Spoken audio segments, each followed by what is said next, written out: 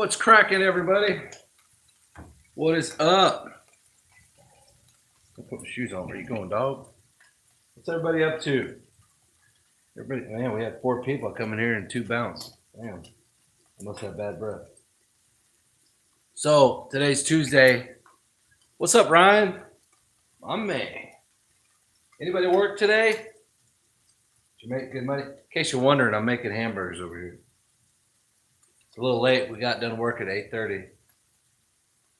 And got Caden home at 9. I just got a shower a little while ago. I'm going to put shoes on. What's up, John? Because I hate walking on tile barefoot. I fucking hate it so bad. And I'm in the kitchen. So, got a couple updates going on. And then I want to talk to you guys. See what y'all been doing. See what kind of projects you guys are working on. Maybe what kind of struggles you guys got going on. You know, anything great that has happened to you guys you want to share with anybody else. You know, I got my little 5 o'clock shadow going. What's up, Texas Outdoors? Hi, I'm from South Texas. Love Texas. So,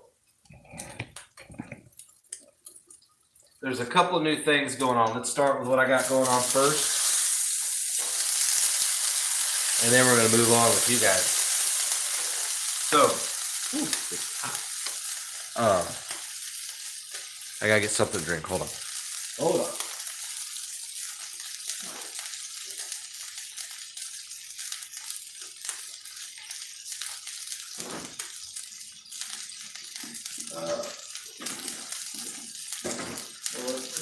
Bottle of water. Hold on, I gotta go get a bottle of water.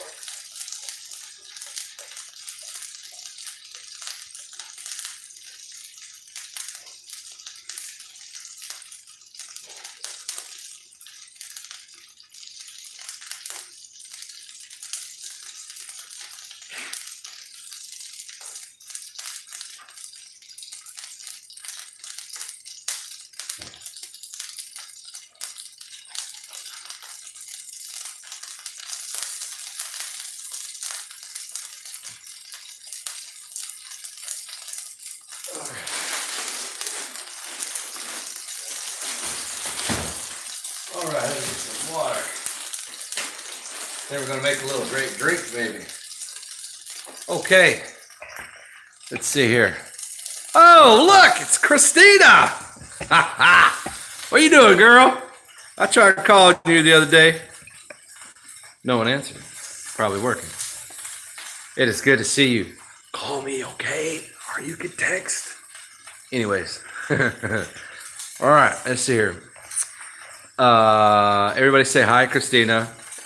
We got John from the Hill Country. Love the Hill Country. Texas Outdoors. I have family that lives in Blanco, Texas. God, I love Texas. Right? Justin White, hello. What's up, my man? Okay, so I know. Let's see here. Oh, boom, boom, boom, boom, boom. What's up, Rumple? Been a while. What's happening? It's 40 miles. I know who you are, who you is. What's up, Tyler? All right, my friend. What is Donovan? Nicholas, man, I'm so glad to see you guys. Texas Outdoors, everybody. It, you know, I know this. This is look. That's what I got going on. That's hamburger. That baby's loud. We're going to. We got 4 hamburgers to make, right? I wanted to do it on a grill. Woo! Like Burger King up in this bitch. My name is Kevin, and I work at Whataburger. Anyways, so we got a lot of cool things going on right now. How's it going? What's up, Thomas? Howdy. From Arizona there. Yes, you can. I got 4 hamburgers, and I can share 3 of them. Okay, so, you know, I haven't been posting a lot of videos. I've just been too busy. And that is with me and 2 or 3 other helpers. I'm still too busy. Me too. I'm glad to see you and said my name. Hi. What's up, Nicholas? Anyway, everybody say hi, Nicholas. So we got a lot of cool things. We got a ton of commercial properties that we picked up. We got a bunch of residential properties we picked up. We're probably rolling out 65, I believe it is, on total properties. And then we have like 6 new commercial properties. One of those companies have 3 locations. So we do all those commercial properties we do twice a month. One of the commercial properties has 10 acres that we do. And it's not like 10 in a big box and you go on. It's fucking 5 over here, 0.4 over here, fucking 3 over here. And you go on the other side of the back 40, you got them out there. And you got all the trimming in between. Everybody say hi, Texas Outdoors. That is an awesome channel name, by the way, Texas Outdoors. I like that. So we did that landscaping job that we did that I posted, the little picture on the community tab on YouTube. That was that place. Okay. So let me get my hamburger off here.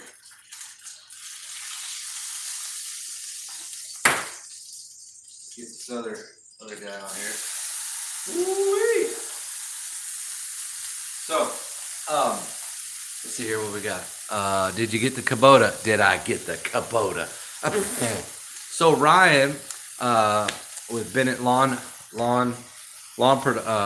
Productions, and Tim, looks like you need to mow the grass on that field. Yeah, well, we don't need to be scalping this shit, okay?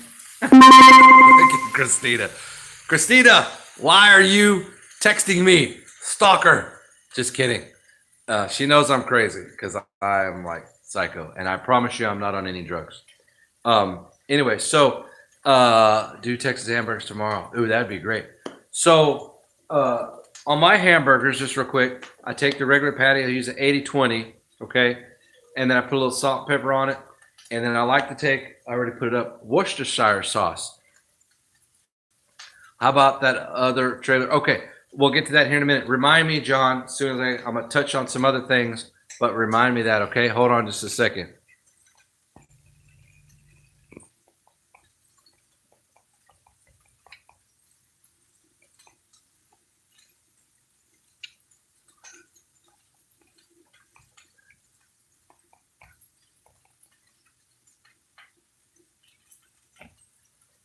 Anyways, so all right. So hey, what's up, George? Okay, so on the hamburgers, I put Worcestershire sauce on them, and I like to take a fork and kind of do the holes in them. Then put the Worcestershire sauce on there, and then you got to push it in with your finger, let it set for about 10 minutes, then you're good to go. Then you go ahead and grill them up. And if you like that kind of stuff, you may not, and that's that's okay. Woo! Okay, so all right, so we got new properties. We got, of course, Caden still works with us. We got,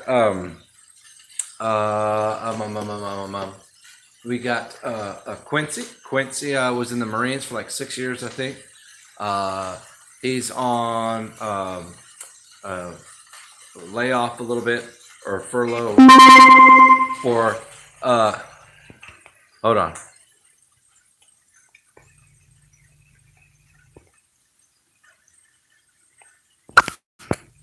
And so, hold on, fix my phone here. Damn it. Okay, there we go. All right. What was I talking about? Oh yeah, so we have him. We have another guy who helps us from time to time. And then, so it's me, and sometimes, well, it's me and Caden almost every day. And what's up, Thomas? Lawn care guy. And then we got Thomas from, Tom from Arizona with Praying Mantis Lawn Care. And then we, hold on a second.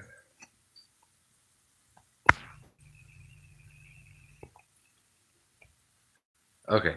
So, anyways, so we have me, Caden, sometimes Quincy. He's been working several times a week. And then sometimes we have Chris. Chris will come in, 1 or 2 days a week. In fact, tomorrow Quincy will have off, and I'll bring Chris on board, and it'll be me, Caden, and Chris. Because I want to try to get these guys kind of trained up a little bit. Both are drawing unemployment and still working. And yes, you can do that legally. So you'll want to go to your unemployment, state unemployment, whatever it is you can find for unemployment rules and stuff like that. There's a certain dollar amount you can't go over, but you could still work and collect unemployment. Okay, so for some of you guys that are struggling and don't think you can or whatever, you can. It may be different per state, I don't know, but here in Texas you still can. And maybe it's the same, I don't know. So anyway, we're staying really busy, really busy. So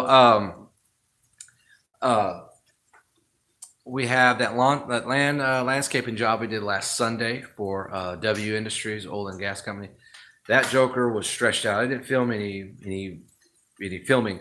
I just had pictures. But dude, we picked up 91 bags of mulch. Okay, and in mulch, you get a yard, a scoop, the front end loader. Okay, or you could buy it in the bags. The bags, if they're 2 cubic yards, 2 cubic feet. Sorry, 2 cubic feet per bag. Then it takes 12.5 bags to make a yard of mulch. Of course, you can't buy half a bag. You just buy 13. Now, the first 2 years, I did buy the yard. I thought I was really, doing something else. I thought that was the way to do. It would make a mess everywhere. I'm only going to Texas to visit Kevin. And you better work too. Rumpelstiltskin. We'll go to the firing range and we'll shoot some skeet. We got shotguns, we got pistols, rifles. We'll have a good time. Anyway, so you have, let's step up here where it's not so loud from the thing. I need to let this dog out too. Hold on, okay? Ain't that? Come on, Dora. Let's go. Hi.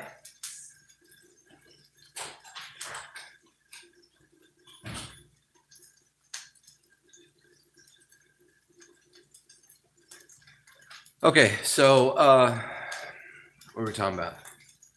Shit, I forgot what we were talking about. Damn it, that happens all the time. Oh yeah, so on the mulch, so it gets dirty when you buy it by the yard and you're shoveling, you're using a wheelbarrow, you're creating a lot of extra work physically, you're wasting a lot of time. My trimming and edging skills kind of suck a lot. I'm gonna skate trap shooting is a blast. I'm telling you, George, for real. So I switched to bags. It's so much easier when dealing with bags on most mulch jobs because you just grab the bag, throw it on your back, and you can throw it down, boom, boom, boom, boom, boom, whatever places you want to. Cut the bag in a triangle, across. Like I just go diagonally here, and then I come up here and make like I'll cut here, and then I'll go. So it makes a big V, and then it opens up, flip it over, and it dumps out, spread it out, and you're gone. You don't have that mess that would leave on the driveway or a tarp.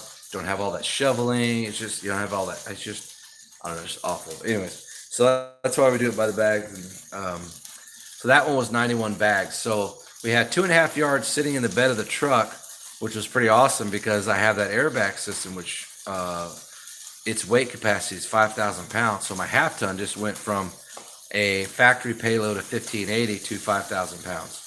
But you have to be careful because the frame of that half ton may not necessarily support 5,000 pounds, which probably won't. But, I got it so I can hold a lot of that extra weight without the rear end dipping down and the front end coming up. So that was the reason why we got that airbag system. And then I can also adjust the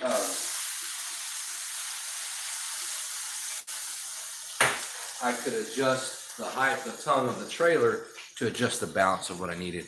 So we blew out a tire on the trailer, the front right tire. Do you have a B8 Ford? No, I don't have a Ford. I have a Dodge. Because inside that wheel well on my grain trailer, there's flat metal, right? As most trailers have. Well, that was, just tack welded on there. But the hangers that hold the suspension, and then the suspension goes like here, and the suspension goes up here. I meant for, no, we have a Dodge. Sorry, Texas. And so it was bent pretty bad with the previous owner. So we bent it back, but there's a cross beam that goes across. It's supposed to be welded on there, attached to a cross beam that goes here. So you have a cross beam that goes across the frame, and then this cross beam that goes from the hanger to the hanger welded to that, and then welded to hanger to hanger. They didn't have that. It's welded hanger to hanger. That's not going to do anything because it could still move, right? So Dodge around like Texas, but nice. And so, by the way, we're picking up another Dodge. I'll tell you what it is here in a minute. So we'll see if you guys can guess, but I doubt it. Anyway, so if maybe you could guess what year this Dodge is that I'm picking up Friday. So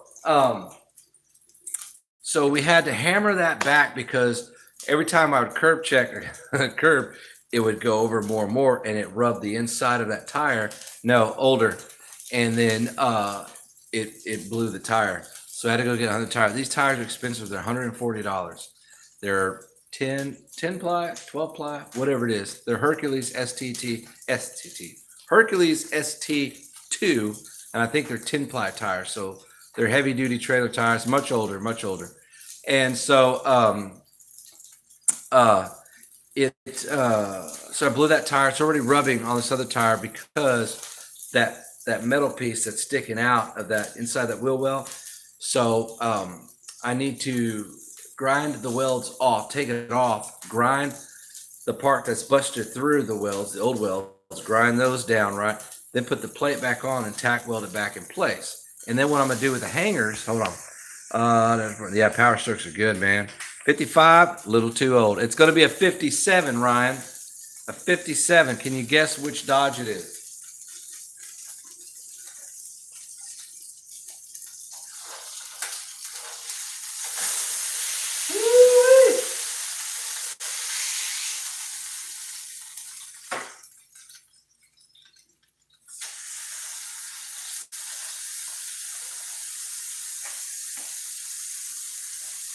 Hold on just a second, guys.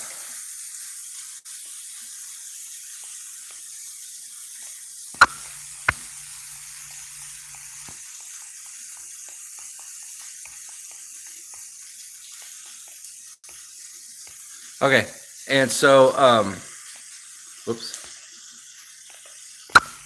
All right, yeah, it's a 1957. Rams are great. I love my Ram. Oh, man, yeah, you were.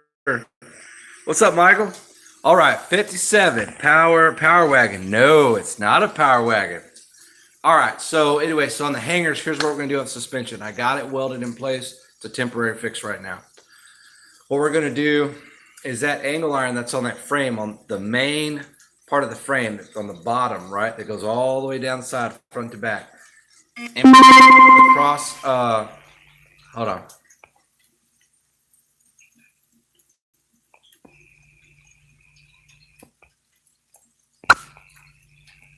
All right, so the cross beam that goes across, they're like every few feet, right?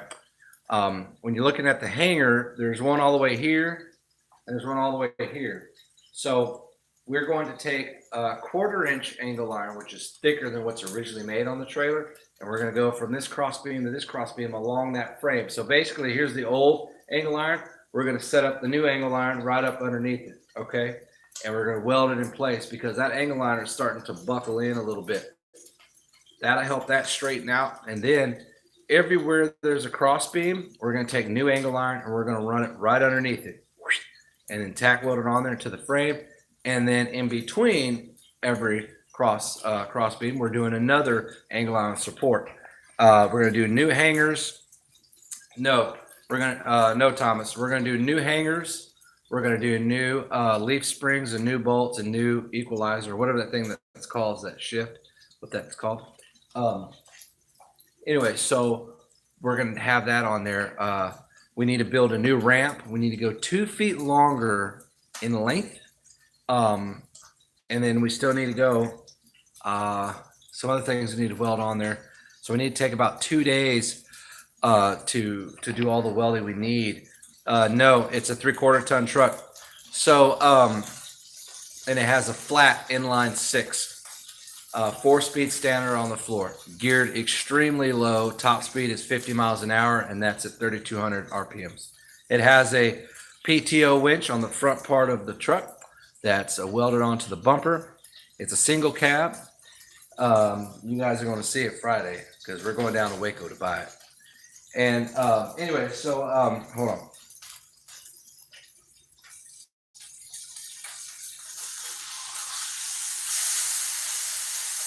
Woo.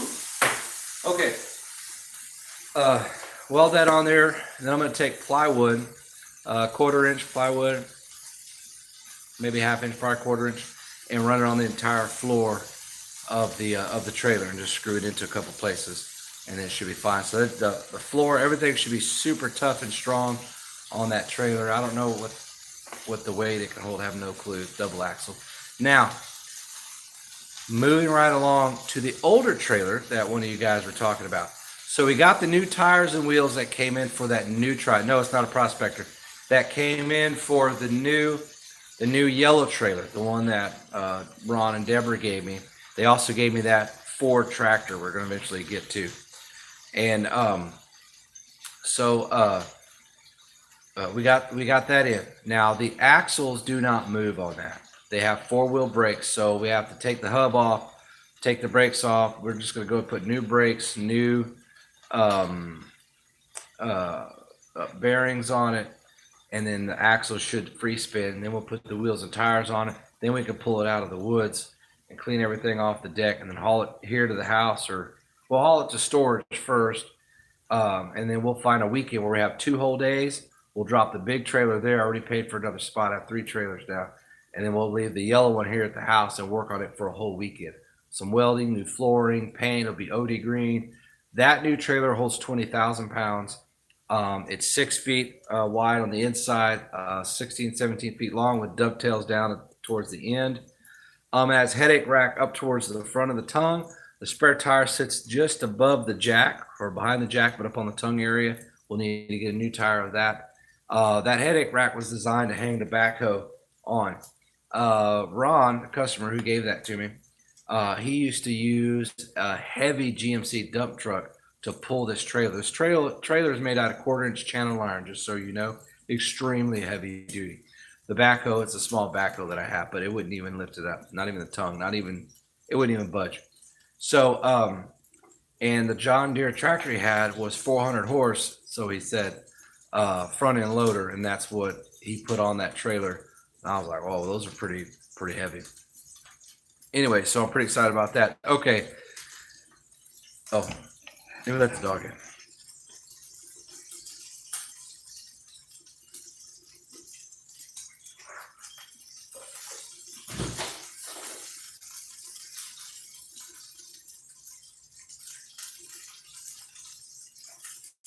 Okay, let's check this burger real quick. Watch out, Dory.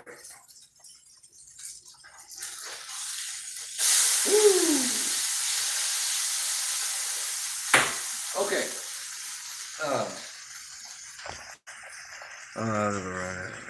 Awesome. What's up, lawn care little guy, Mr. Matt? Did I get a Humvee? No, but when I do, not if, but when I do buy the Humvee, I'm getting the M998 configuration, because that's the one we used. That I personally drove in the Army, and we drove the cargos too, but the M998 is the one I would get. Make sure to, if you're going to paint the trailer, make sure to OSPO. What is that, Justin? I'm not sure. D300. It is a 3/4 ton Ryan. All right, you guys ready for me to tell you? Is it a dump truck? No, but I will be getting a dump truck. Probably a deuce and a half or a 5-ton military truck, which you can find all military things on auction on GOV Planet, govtplanet.com. When you're going to show us that equipment. How did you ever sell that John Deere rider? I never had a John Deere rider. Just hit the sub and notification bell. Well, thank you, Texas. I appreciate that. Damn, son, you need more mowers to pull. Oh, speaking of mowers, I got another mower coming too. Oh, I'll let that one slip. It's on order. It'll be here this week. Glad you are staying busy, Texas. Thank you, man. Appreciate it, Nicholas. That keeps from rushing off. Tips to give us some videos. Okay, so you guys ready for this? I purchased a military truck. Okay, Dodge made these for the military. It is a post World War II truck, and it is the M37. So you can look up you can Google search right now, 1957 space M37 military truck, and you'll see what it is. It's 4-wheel drive. It fucking runs. It's ready to go. I'm totally excited. The windshields, you know, you crank this little deal, and the windshields do this, and they come out. It's fucking badass. Oh, I love it. 4-speed on the floor, geared really low. It can pull a house down. So uh, we're going to we're going to restore that and put it to work. We'll put it in service. We'll be pulling my trailers. It'll be painted OD green, the white U.S. Army and the star on the side. A couple decals that say Texas Veteran Lawn Service, so you know who owns the truck. And then when we get the new trailer restored and it's painted OD green, everything else, I'll be pulling around my excavator and my mowers and other stuff with that truck and that. So it's another truck that we're putting into service. So I'm pretty excited about that. All right, so we did order another mower. We bought another stand-on mower, a Ferris. It's a Z2, and it is a 60-inch.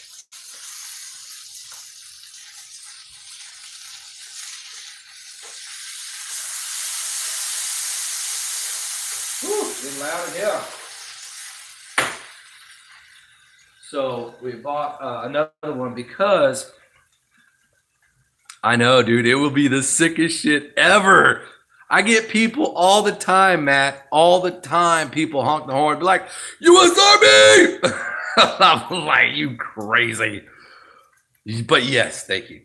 And I will, man. I will, Ricky. I've been so busy, man. Some of those prices on the Humvee are outrageous. Not really. Well, I closed that Humvee. You could start auction at 5,000 Rumpelstiltskin on govplanet.com. That comes with an ironclad agreement. They give you video after video of that particular product that you're buying and 30, 40, 50 pictures of it, everything, of every single thing that's wrong with it, all that stuff. So, you could buy some that are fairly new. You could buy some that are older. You could buy some 3,000, 4,000, 5,000, straight up buy or auction, go to govplanet.com and you'll find all kinds of stuff on there. Generators, 18-wheelers, trailers, everything. Anyway, so we got that. We ordered another stand-on mower because we are picking up large properties like crazy. And believe it or not, I used the 72 on almost every single front yard of residential that we have. It takes me like 2 minutes, 3 minutes, I'm fucking done. Trim and edge, and that's it. And then, Caden is on the 36 and trimmer in the back. And it's awesome, corner lots, single lots. My house isn't that big. You guys know what it looks like. I mow the front yard with it. All these things. I'm come out here with this huge ass snuffleupagus machine, and I'm like,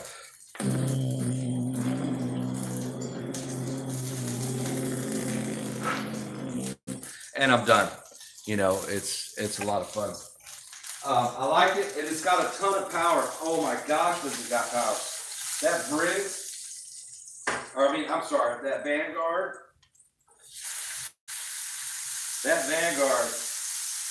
We were mowing stuff out at W Industries. That thing was just plowing stuff over.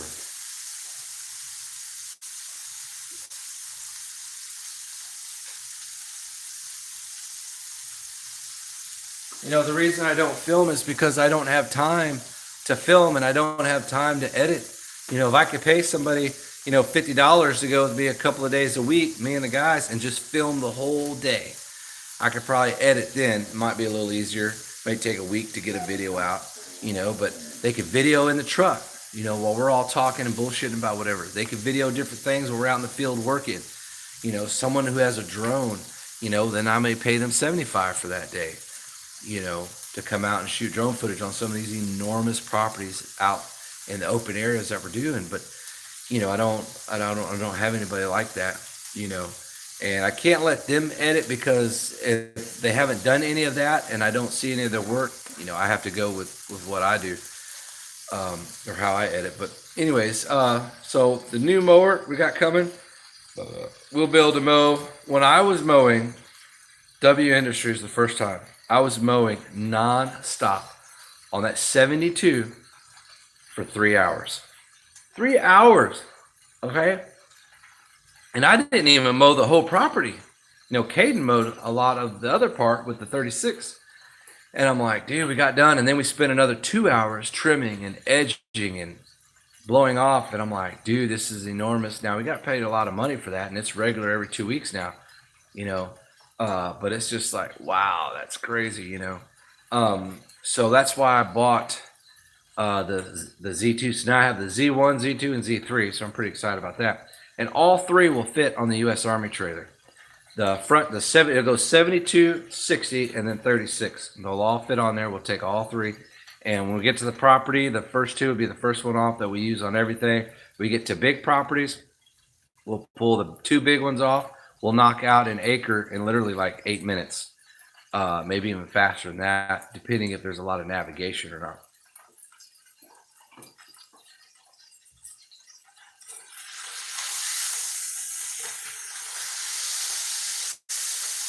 This stove, top of the stove is so nasty right now, all the stuff. We got 41 people watching, man.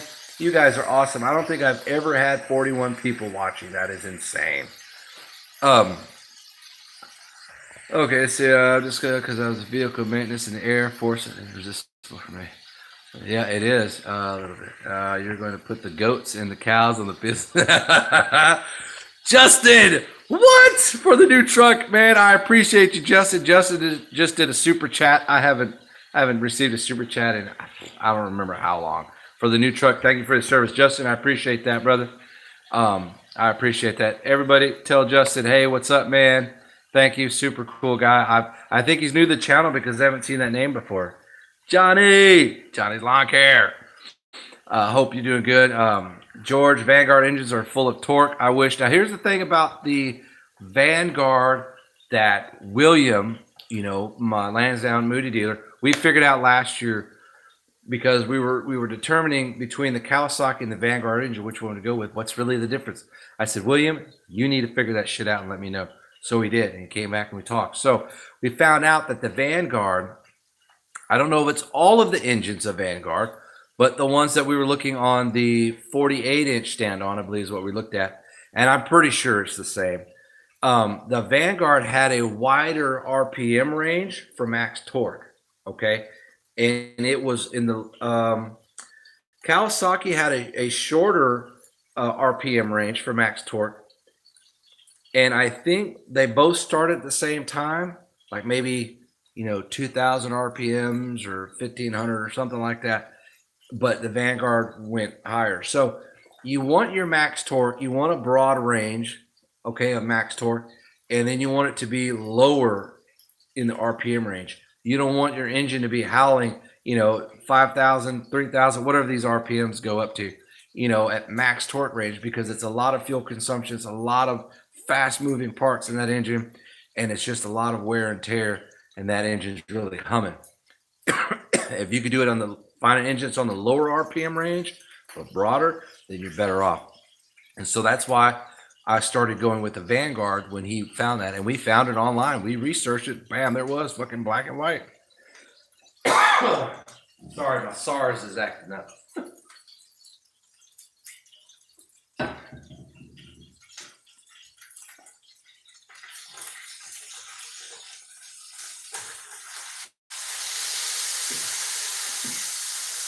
You work all day, get all that dust in your throat and in your mouth. Shoot, nowadays you got public, you cough, people like, they want to stand away from you, It's like, relax. I got dust in my throat. Jeez. Anyways, so, all right. What else? So that mower will be in sometime this week. We use the Kubota excavator that we bought. Some of you probably don't know. We bought an excavator. We bought the Kubota 008-3 excavator. It's the smallest one. The coolest feature about that baby excavator is the tracks go in and out. So how that works is you take your bucket, your boom all the way out, and you push down, and then you have your push blade on the back, and you push them both down. So it causes the area where you're sitting to go up, right? So once you do that, you do the lever, you miss a couple levers and stuff, and then you slide the button or whatever, and the tracks, they'll go out like, I don't know, 4 or 5 inches, and then they'll go in. So that's pretty cool. And then the push blade at the corner, like the last 6 inches, you can pull the pin, and they fold inwards. And then the tracks can come in that distance too. So this excavator would slide right through a standard gate, even smaller than 36 inches. So I bought it to do a number of things. One, to get into light dirt work, some you can use it to break loose fence posts and pull them out, wrap a chain and then pull them out of the ground. You can use it to dig up stumps. You can use it to excavate anything. Flower bed, that's what we did today. It had Texas clay. It was fucking horrible. So for 4 hours we were on that excavator and it did everything we needed it to do. We would be there for 2 days with shovels and a pickaxe. It was horrible. So I'm glad I had it. Caden, that was his idea. Kev, you need to go get the excavator. So we were, only a mile from my house, so we went and got it. Anyways, so we also use it to do French drains, irrigation installs, light trench work, light, kind of ditch work, things like that. So it's better to, if you have a market for something and you're like, okay, man, I think I could do that. Maybe Vanguard engines are full. Yeah. Not the same. We are exactly what I stand on. Dave, I've been super busy, bro. How's it good? Okay, Justin, nice. 45 people. I know 53 people. I've never had 53 people on here. That's insane. What's up, Rick? Okay, man, the hamburger's loud. All right, so when you're in your business and you're like, okay, well, I know I could do dirt work, or I know I can do French drain installs. I know I can do rain gutters. Whatever it is that you can do, you could probably do. And if you don't think you can do it, you could probably do it. You just don't know you can do it. So you could go online, research all you need to research, talk to all the people you need to talk to, and be like, you know what? Is there a market for this in my area? Yes, there is. I know I can do this. Okay. And then you go and get the equipment. You don't have to buy stuff brand new. You don't have to buy a ton of shit. Whatever the minimum it is to do that type of job, then you do that. And then once you do it over and over and over, and you find little, tips and, ways to do different things better and quicker, then you add that to whatever it is that you do. So like we bought the excavator, we bought these big freaking mowers because I'm like, you know what? I want to do the current properties I have faster to make more time in the day to do more properties. Also, I wanted to do big properties. So we bought the 72 without having any other properties, right? Other than what we already have. Not the next fucking week, dude, did someone not call me and say, hey, we need you to come give us an estimate. We got 3 commercial properties. I'm like, you got to be kidding me. So those 3 properties are enormous together. And we get paid a lot of money to do those twice a month. And then we got called on another commercial property. I'm like, dude, what? And then we got a call on W Industries. And then it's 10 acres. I'm like, you gotta be kidding me. So things got better and better and better. So I'm like, dude, I'm so glad I bought the 72. We use the 72 on everything.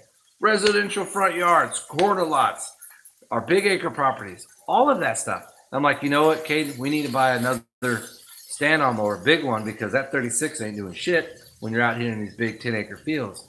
And so he's like, yeah, we do. So I called up Williams, said, dude, we need to order another one. So we ordered another one. So that's where we're at. The truck, I decided to get the military truck because I'm big on, hold on. Ow, hot. Oh, shit. Whew. Yeah, that's baby. I made a mess. I wanted to cook these on the grill, but I didn't really want to go outside a whole lot. I guess I probably should have. I don't know. Okay, now it's going to be quiet for a while. My goodness. Okay, so I bought the military truck because we got 60 people. I want to thank every single one of you guys who are part of. Oh, we got 59. That motherfucker, whoever left. I'm just kidding.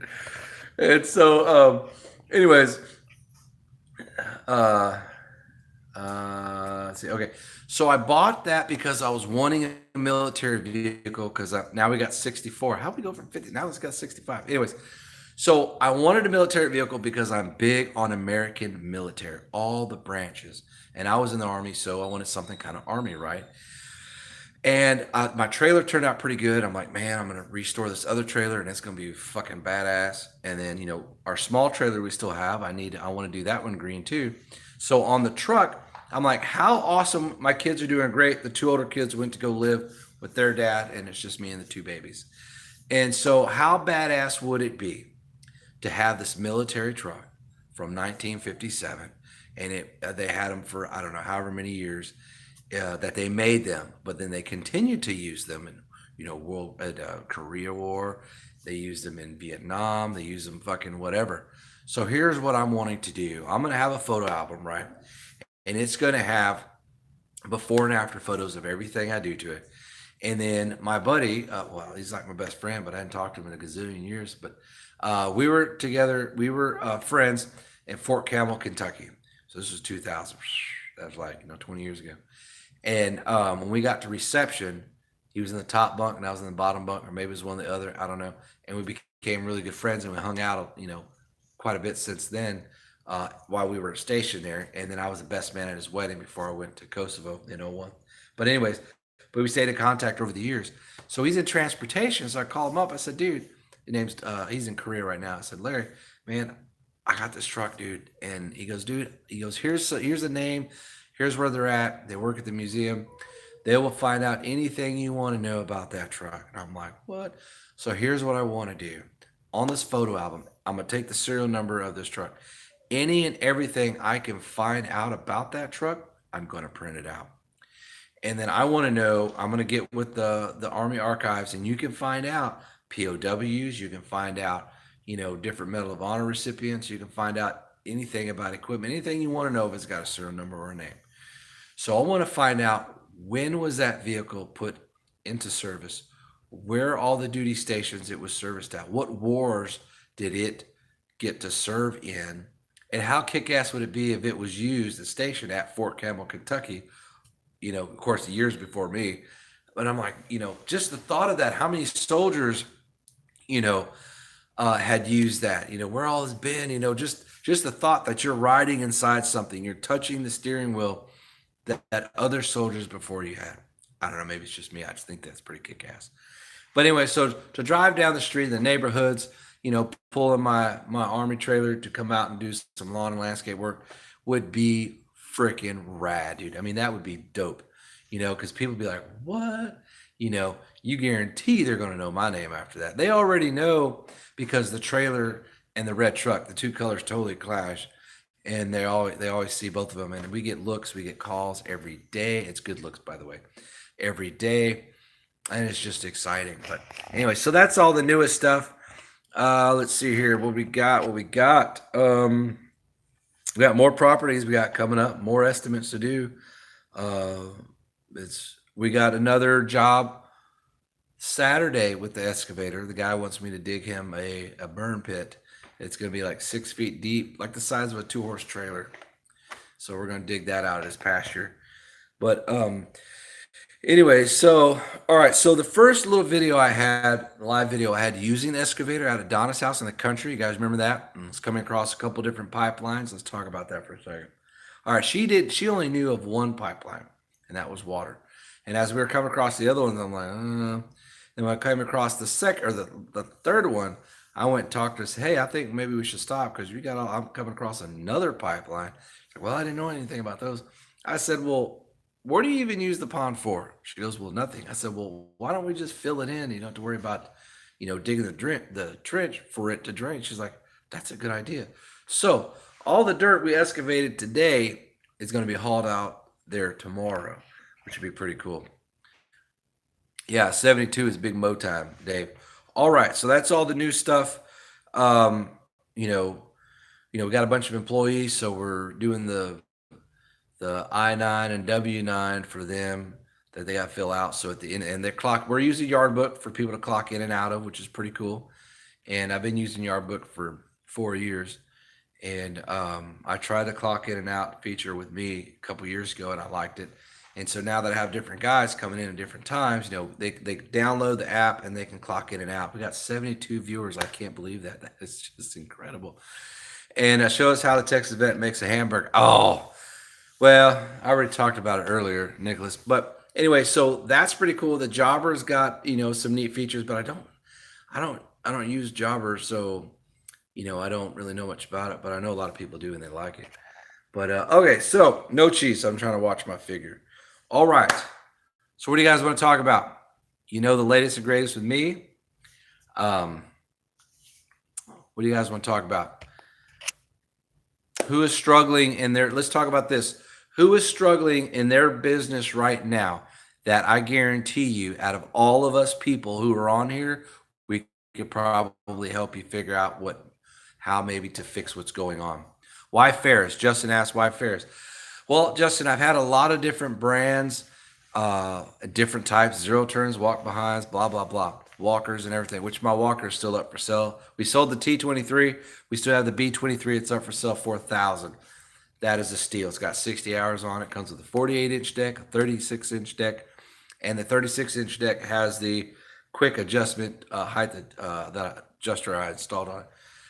Ferris, because they have the patent suspension, they have the spring as well as the strut or the shock, and that makes it super comfortable. And I like stand on a little better than sit on.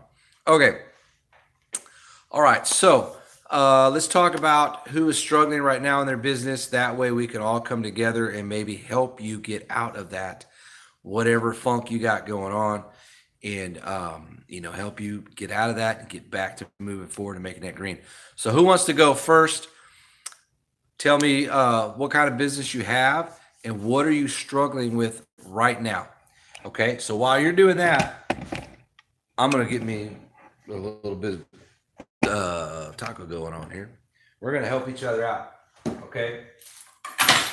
While I'm stuffing my face. Stuffing his face. He's stuffing his face. This tortilla's good. Let's go ahead and toast it up a little bit. All right, do we need a Red Bull? Probably not, so I'm just going to drink some water. And throw a little bit of purple blades for your stick edge. I don't use the Gator Blades Rumpelstiltskin. I tried it, and I just stick with the original ones because I don't know, they're just easy. Be careful with those airbags. 5,000 payload would put you well over your half-ton axles. Over the next point aren't ready. Yes, I know, Dave. But I bought the 5,000 because not so I could carry 5,000, but so I can go above the 1,580 if I need that extra support, and I'm not carrying 2 bags of, fucking mulch, and my ass end is dropped. You know what I'm saying? They don't put shit for springs in trucks anymore. So, used to in the leaf spring days, you can throw on some leaf springs and you get that little extra support, that heavy duty support, and that's really all I got it for. That to level out my rear end, so that way my brakes, are still really good in the front to stop, and then also to adjust the height of the tongue on the trailer if I need a little bit more up and down. And so that's really why we got it, to have that flexibility. But I've been doing good, Tyler. I'm struggling like others with not enough time in the day. Okay, Ricky, let's talk about that. All right. So Ricky now, I was just asked because I run Ferris. Yeah, Justin, Ferris is my favorite. It's my favorite. All right. So Ricky asked, he's struggling with, like others, not enough time in the day. Okay. So Ricky, I need you to elaborate a little bit. Is it because you work a full-time job and you're trying to run the lawn business, so you're trying to do it after your full-time job? Or is it you schedule a boatload of properties in one day and, you're overscheduled for that day, or you don't have help, or, or your properties here, there, and they're all over the fucking place, instead of, maybe putting some on a different day that are grouped closer together. We struggled with that too. We finally got it all ironed out just right. So elaborate. We got 81 people watching. I wonder if we can get to 100. This is just insane. I've never seen I didn't even know the numbers went that high. Oh shit. Hold on. Our tortilla looks like a whoop. Fuck. A whoopee cushion. Oh, why did that fall on the ground? A whoopee cushion. Woo! Ha! Damn. Hold on. Ricky, you need to exaggerate, or not exaggerate. You need to, what the hell am I trying to say? Oh, we got pickles too. Need to elaborate on why it is that you don't have the time in the day. Okay, let's see here. All right.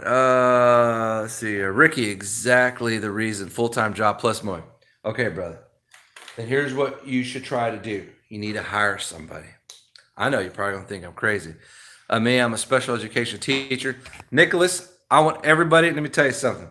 It's one thing to be a teacher because I think we need more and more good teachers. Anybody can be a teacher, but to be a great teacher, it takes a special individual. It takes even more special of an individual to be a special education teacher.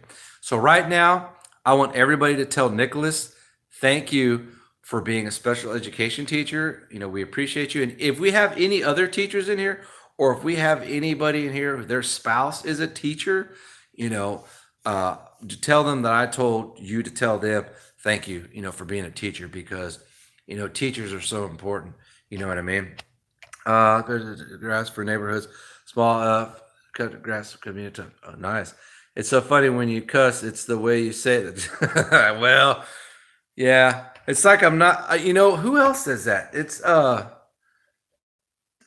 Ben with Acme Moen says that. He's like, dude, I like I like your candid cussing, or no, I don't know, because I'm not like cussing to like Samuel L. Jackson. Listen here, motherfucker. Like I'm not cussing like that, like at you. It's like in my I don't really know how to explain it, really, to be honest with you. I'm trying to figure shit out and I can't. Okay, so all right, so Ricky, you it'd be what I would do, okay? What I would do if I had a full-time job and you have however many properties lined up, you need to hire somebody, train them for however long you need to train them, whether it's a month, half a month, 2 weeks, 3 weeks, whatever. And while you're working, they're out mowing. Because remember, you can't mow until you get home. Well, if you had somebody who needs a job, they could be mowing while you're at work, and then they're off when you're off, and you guys can hang out, whatever, do this, do that, business stuff, of course. And then you can work on getting more properties. Okay. Then when you get home, you have time to go do estimates. Then you go do estimates, and you say, hey, we got 2 more properties to do to add on our list. Cool, man. That's what I would do, Ricky, because that right there, my brother Richie, who him and his wife live in Oklahoma, they're multimillionaires, and they own a construction company. And he told me when they were down here for Danielle's wedding, he says, dude, I'm so impressed, all that you're doing, you're making tons of money, you're doing this, you're doing that, blah, blah, blah. He goes, but you need to get to where you can make money sitting on the couch. And I'm like, oh yeah, okay. And yeah, we all want that. But here's the other thing, a statement that he said that kind of stood out. And he says, when are you going to stop filling up the wheelbarrow yourself? Well, that was pretty interesting because, he says you can't make more money than what you can make for yourself if you're just working by yourself.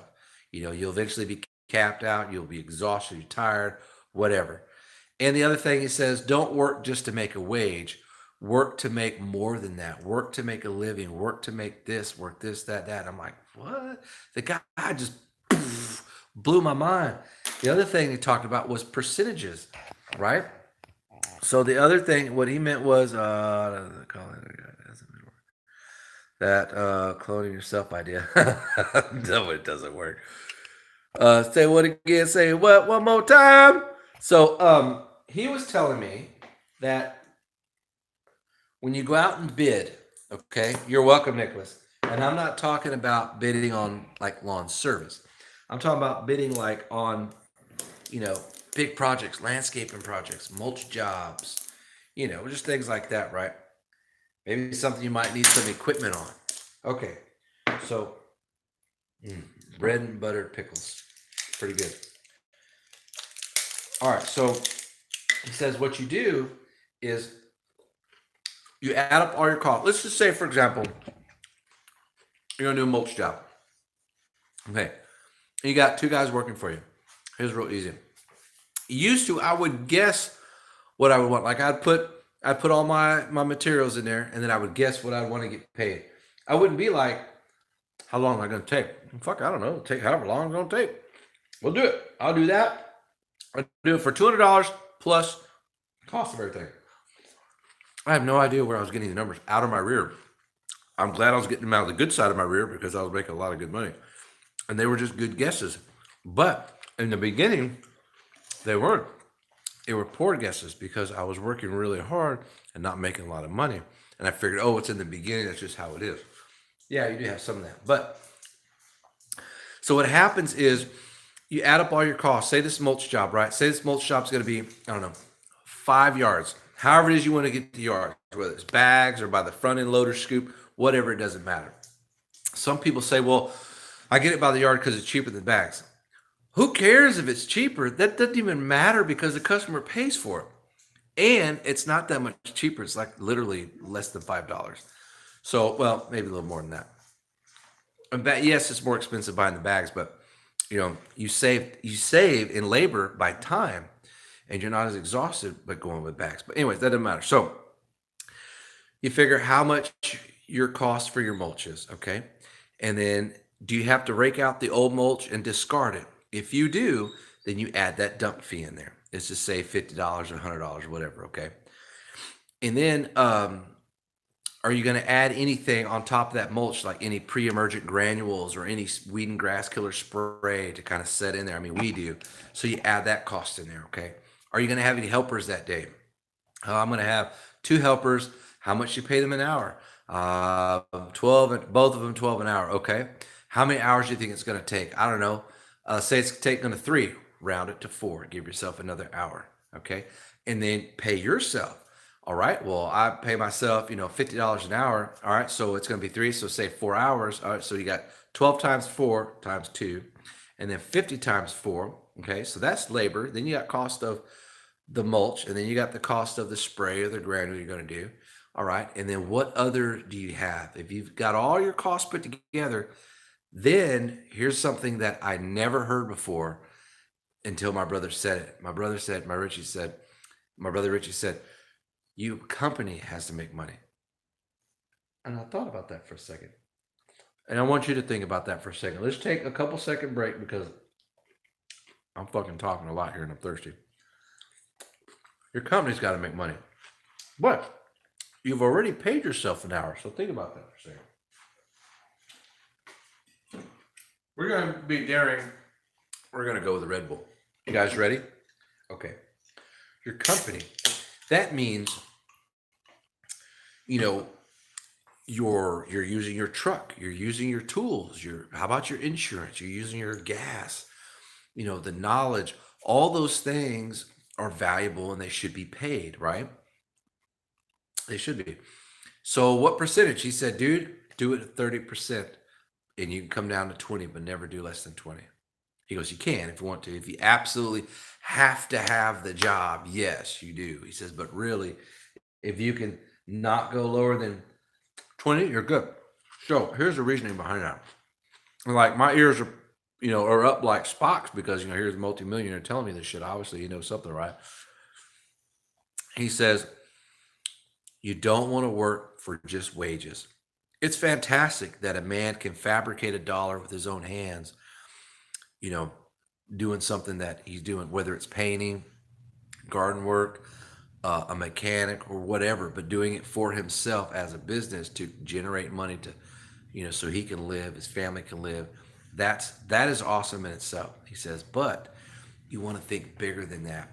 You want to make money for your future, for savings, for growing, for this, for that. He goes, dude, I do millions upon millions of dollars in estimates a month. He goes, and I follow the same formula. He says, and I get about 10% of every estimate that, I bid on. I was like, wow, not that he puts in his pocket 10%. In other words, if he does 20 bids, out of those 20 bids, he gets about 20 of those projects. Or 10% of those projects. 10% of that number, fuck, I'll get it right here in a minute, is what he gets. So I started doing that on some of these projects here recently. I was like, holy shit. What I would normally make $200, I was making $600 on, and I'm like, dude, and what did that allow you to do? That allowed me to set money aside. We're at 99 subscribers. I mean, we're at, not subscribers, sorry, 101 people watching. Are you shitting me? There's got to be something. There's got to be mud smudged on here or something. That is insane. It's hard to trust others. That's true, Ricky. It is hard to trust others, brother, but you have to do it. Expensive equipment, reputation from a stop script. You do. But you know what?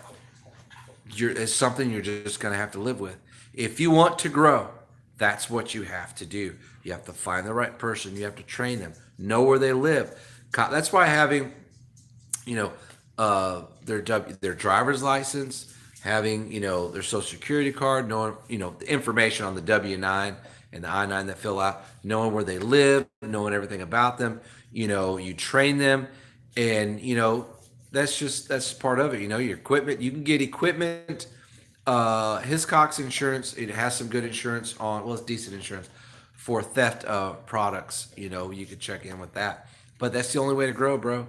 It's the only way to grow is to take that step forward and be like, okay, we're going to take a chance here. Are they trustworthy? There's people out there that you could trust. You have to find them. Okay, so that extra 20% or 30%, you get to keep that too. You want to put that, ultimately you'd want to put that in a different account, store it, save it, whatever. As you're doing projects, 20%, 20%, 30%, 30%. Next thing you know, you got 10 grand in the basket. You're like, holy shit, and it doesn't take long. Okay. You keep doing top quality work. What are people going to do? They're going to talk about you, and they're going to be like, you know what? People talk about you two different ways, two different times, right? Either you did shitty ass work, or you did bomb work, like incredible bomb ass work. And people will they will complain or brag about you, one or the other. Okay. And if you are doing phenomenal work time and time again, and you ask for that review and you have it posted online, that is money sitting there working for you. Okay. People commenting on there, people say, oh yeah, we had so-and-so, we hired so-and-so, and they did phenomenal work. They're incredible. We recommend them to anybody. And people go on there and see these reviews, and they see that, and they're like, you know what? I've read enough of these. I'm ready to call these people, see what it's all about. And that's how it works. So if you guys aren't doing reviews out there, you need to set that up, okay? Oh, that's smooth. So he says, man, you need to, do those percentages like that. And he says, you're not going to get all of them. But if you get in a situation where you have to lower the price so you can make money because you got to feed your family, he goes, then lower the price. Do that. There's nothing wrong with that either. There's nothing wrong with that either. Okay. But the point he was making is that try to do more than that. Ask for more than that. I went and did a tree bid today. It was a new customer. Our minimum is $40 to mow a regular lot like my size. Quarter lot's $50. Okay. When I started out 4 years ago, you know what it was? 20 or 25 was what I did. And now I'm like, I'm doing 40 or 50, those regular lots. And then we do 120 an acre, and then we have everything in between. So, customer says, hey, come out, give me an estimate, go and cut the grass, and give me an estimate. Do you guys do trees too? We do. I thought he wanted us to trim them. He said, no, I need you to cut the tree down, and can you stump grind? I said, yeah, we can do that. So I was like, okay, I don't even know what to price this guy. So remember this when you're doing trees. I'm not an expert in trees, but what you see up in the tree is going to be more when it gets on the ground. Okay. More work than you think. So bid high. Okay. So if you have a big trailer, okay, well, it's going to take one trip. You better estimate that bitch for two. Okay. If you got a small trailer, you're going to be there all day. However many trips you think you're going to make, add one more trip to that. Okay. So I calculated everything, and it came up to like, $500 and something, maybe 600, about 500 and something. And then I added my 30%, and then I added tax. Okay. Remember, you got to add your tax on there. Okay. Ended up being like 600 and something dollars. And so, or maybe I said 700. 600 or 700. I don't remember what I said. Anyways, he said, man, that sounds pretty good. Yeah, we could do that. And I was like, wow. So that means, he probably talked to the company that was going to charge more than that. And that's okay. And there's going to be always somebody out there who will do it for less. And that's okay too. But whatever it is the customer pays you to do it as if your family's financial situation, depends on it. And if you always do your work like that, you will have more work. You will have the problem we have. We turn people down all the freaking time because it's just, you know, I mean, people call every day, text, call, email. We get it, and we turn people away. Either they're just outside the little circle where we do our work, or you know, we go to the property and our mower doesn't fit through their gate, or whatever, and we just don't have, we don't have the time. And anyway, so when people ask, well, Kevin, how do you deal with the competition? I'm like, what competition? Yeah, there's a thousand lawn landscape companies out here, but you can't worry about these other these other people out there trying to do, and survive how they can. So when you are out there and you're working, the only competition is yourself. And I say that because you're sitting in the truck on the way home, you're like, man, I wish I had more. This would be a good neighborhood to have more properties in. And you just fucking go on home, right? But you complain because you only got two. Well, guess what? The challenge is challenging yourself to go to the door. We have business cards in my truck, okay? And I'm gonna show you something. Hold on.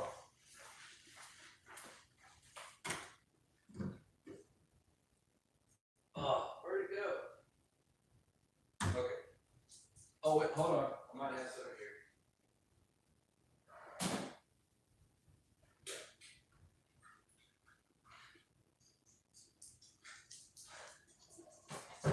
Okay. So we keep business cards in the truck, obviously, and we keep a roll of scotch tape. So when you're doing a house, okay, and the next door, the front yard looks like the Serengeti, you know, and you're like, okay, well, you don't want to go knocking on the door, so you take your business card, a little bit of scotch tape, and then you right on the front door. Now, here's the cool thing about my business card. Check it out. So here's something you may want to think about next time you order cards. Okay. So of course you have your list of your services you do down there. Okay. Now our motto is your grass is our business. It's been like that since day one, 4 years now, which is totally hilarious. And we have the email address. But here's an important thing. Look at this right here. It has notes. It has a section there. You write in there. It has estimate and date. Wow, it's fucking genius. What can you do with that? Okay, you go to a yard, look at a tree. Man, they really need to trim that tree. Guess what? Notes, tree trimming, front yard, estimate $300. The date. Now they have this, and now they say, hey, we just got a card and estimate. Yeah, I know you said estimate $300. You think you can do it for $250 or $200? Yeah, we probably could. Why wouldn't you want to? You just got a customer that you might be able to lead into regular lawn service. So here's something you do. You can pay a guy, we're up to 121 people watching. That is awesome. Thank you for watching. You could pay somebody $100. Hey, I want you to go in my neighborhood, take my business cards, piece of tape it onto the front door. Don't knock, don't ring the doorbell, just tape it on there and go. Do that. Let's say there's 300 houses in your neighborhood, right? Okay, you do that. I promise you, someone is going to call you, and they will be added to your roster to your schedule for mowing. Why wouldn't you want to do that, right? So you can do that. You could pay somebody to do that with flyers. You could pay to do that with anything. So if you want more customers, don't complain about, man, I need more customers. I just can't get in. I can't advertise. Man, there's a lot of ways to reach people without spending tons of money. I get these, business cards, they're cut off, here they're rounded, and I get them from Vista Print, right? And have everything on there, U.S. Army, phone number, Kevin, blah, blah, blah, whatever. Okay. And I paid, I don't know, I think $50 that included shipping for 1,000 of these. When you buy your business cards, guys, don't get the cheapest thing. Don't have it look cheap. It doesn't have to be the most expensive either. There's some business cards that are designed with some material you can't even rip or tear. I thought it was cool as shit.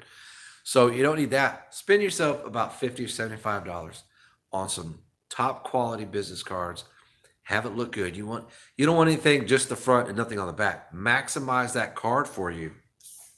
So on here, on the all these different services, whatever services you offer offer that on there. Even if you've only done it once or twice and you know that you're probably going to want to do it some more down the road, throw it on there. We got services include mowing, trimming, edging, blowing, bagging grass, leaf cleanup, light tree trimming, light landscape, mulch, trim bushes, flower bed cleanup, and more. Be sure to add that and more. Why would we add that word? Because people are curious. They want to know, oh, do you do French drains too? Oh, yes, we do. You see what I'm saying? Do you do irrigation? Yes, we do. Do you do fertilizing? Yes, we do. Herbicide? Yes, we do. You see what I'm saying? That more, that's a word, that's a key word that strikes the curiosity in a potential customer that looks. Because they think, oh, that might be us right there. Right? So I still have yet to have my dinner. That's okay. So, uh,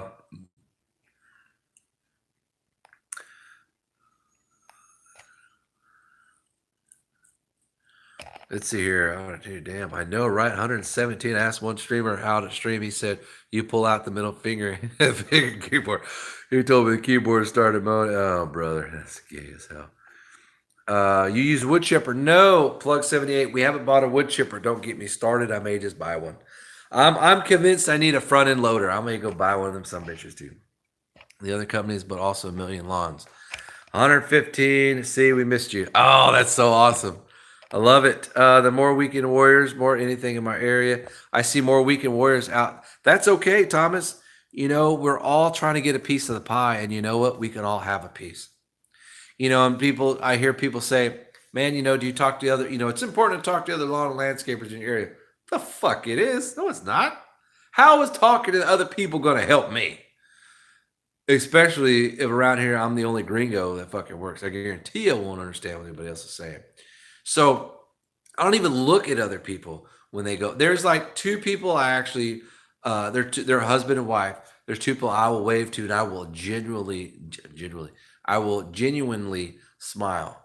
You know, like hey, you know, like the real, not like hey.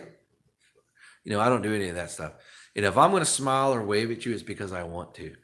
So those two families I do. Everybody else, I don't even look at you.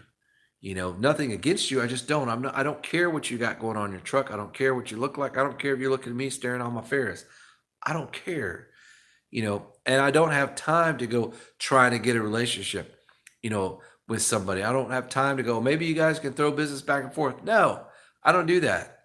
I do what I can do with what I have, and that's it. I've tried to use other people to kick them business too, who I thought, you know, they were good lawn and landscape. They worked for me a couple of times. Hey, Kev, you know, if you get any business, you know, let me know, you know, if you're piled up. So yeah, so I would hand them out. And then it wasn't long, and I would get calls from that customer. Hey, you know, you sent so and so out to do the job. They didn't even finish the job. They did a shitty job, and we paid them. Or, man, they never showed up, or this and that, numerous times on different people. So I said, you know what? To hell with it. I'm not fucking recommending anybody. Now, I do recommend one person for dirt work. Matt Boinke with JB. Matt Boinke. MB Dirt Services or MB Excavating, whatever it is. Matt Boinke, MB. We did call him out. He did an excellent job, $8,000 job, and he did really good. And I do like him. You know, we'll use him from time to time on big projects. But anyways, um, so you can generate like Acme Mowing. You know, Ben, they got the what is it called? The something card that they use, the flyers, not flyers, DDDM cards or something like that. I forget what they're called. Those are a good idea. We were going to do that. We just never got around to it. And I'm like, man, you know, you got to roll them up. They're kind of bulky. They're big, but they look cool. They got a lot of info in the front and back. You know, I didn't because I just never really advertised. My truck is the only advertisement I have. My website, I do have a website, Google business website, plain Jane. I do have GoDaddy doing the hosting and all of the other extra stuff to it, the filtering, the search engine optimization, all this other stuff. I do have all of that on there. So when you type now, my business name are 4 keywords, Texas Veteran Lawn Service. Those are 4 keywords. So I didn't know that at the time when I did it 4 years ago. It just happened to be. So when the people type in here, lawn service in Spring, Texas, or veteran-owned lawn service, or some people put, lawn service in Texas. Why? It's going to populate in your area anyways. Or people tell me, they'll call me, say, Kevin, yeah, I live at such and such place, Spring, Texas. Why the fuck are you saying Texas? I know we're in Texas. Anyways, I just think it's funny. So if you don't have a website, you don't have to have one. I didn't have a website for actually, when I started, I did get a website right away, but I didn't pay all the extra stuff. I paid, I think, I don't know, I paid GoDaddy $100 for the year, and that was it. That was just to have something up there. That was it. Now I have a little bit more on there. I got I can have 200 some photos on there. So I got some photos on there. People can email me off of there. They can communicate, see some of the other stuff we're doing. That's good to have. I have a profile on Angie's List. I have a profile on Nextdoor. I have a profile on Facebook. I have a profile on Google Business. So all those different platforms you can have to, even if it's just a profile, that's okay. Because if someone happens to be on that platform and they come across your deal, like, oh, I'm going to give them a call. Guess what? It just made money for you, whether it costs you anything or not. Okay. And then when you ask people, when you get done doing their property, hey, how'd you hear about us? Oh, well, I found you on Nextdoor. Oh, cool. Well, if you don't mind, could you please, now listen to what I'm about to tell you. If you don't mind, you don't even have to say please. If you don't mind, when you get a chance this evening, throw that in there, because then it plants a seed in their head. Oh, yeah, I got to do that. Right? When you get a chance this evening, could you leave a review on Nextdoor if that's where you heard about us? That would help other folks in the community find good lawn and landscape service. Now, how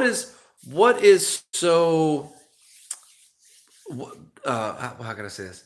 I think a lot of times the communication that the product provider, whoever that may be, the business owner delivering the product, I think sometimes maybe when they ask for that review, they're a little intimidated, they're a little shy. Just, you need to go in there and be like, hey, can you please leave a review?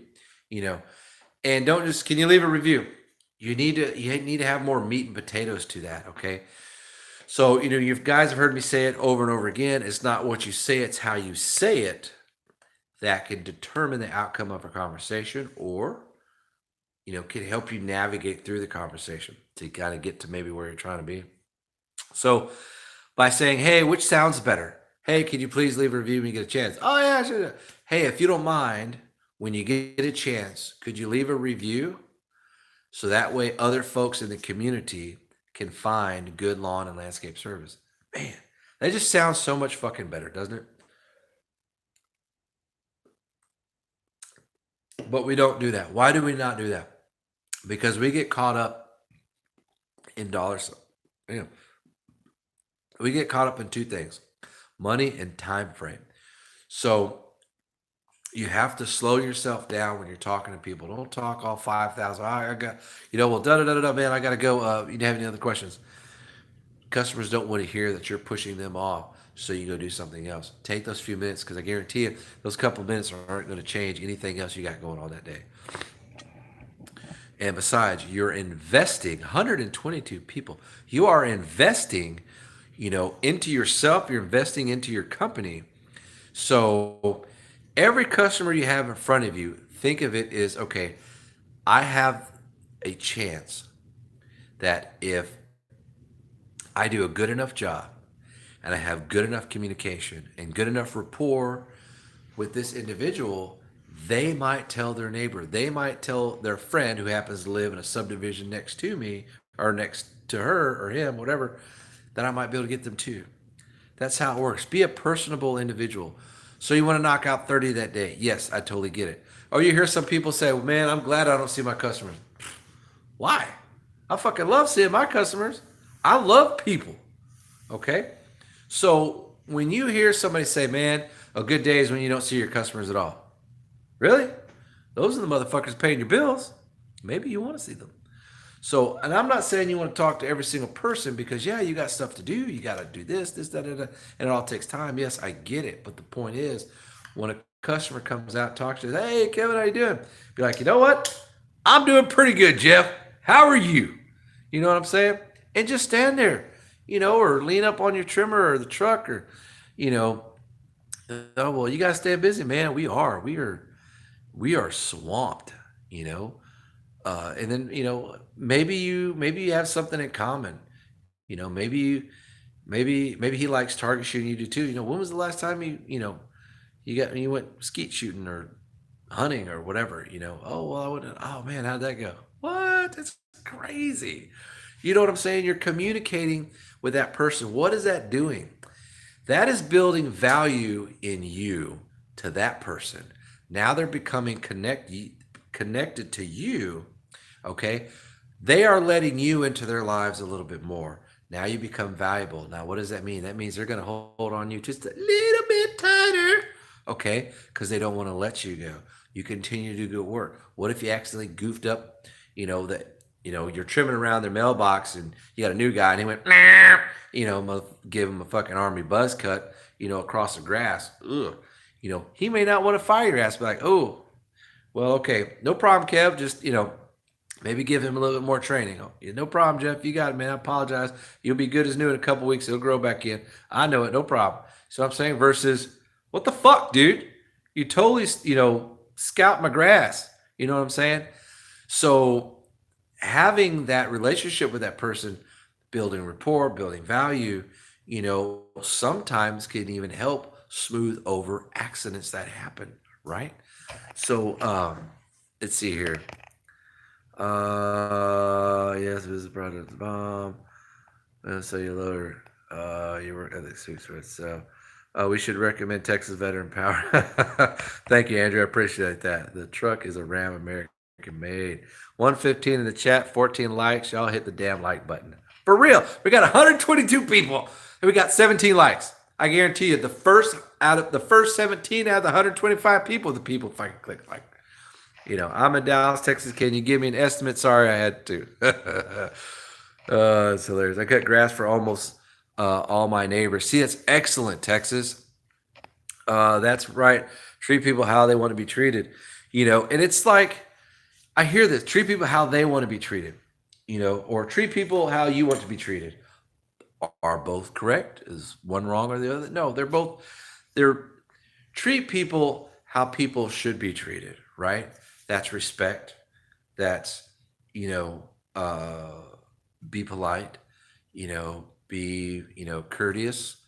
You're slowing down everything. Don't talk to the customer like they don't fucking know anything, and be like, and sometimes they want to come out and they want to watch you do your work. That's okay too. That's no problem. They want to check out the master do his stuff, right?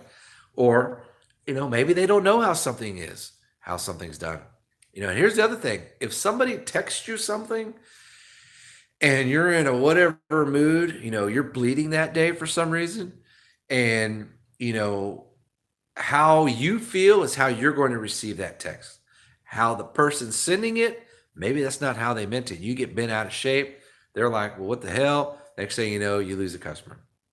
Or maybe it's a relationship with your wife or, a family member or whatever, your best buddy or something.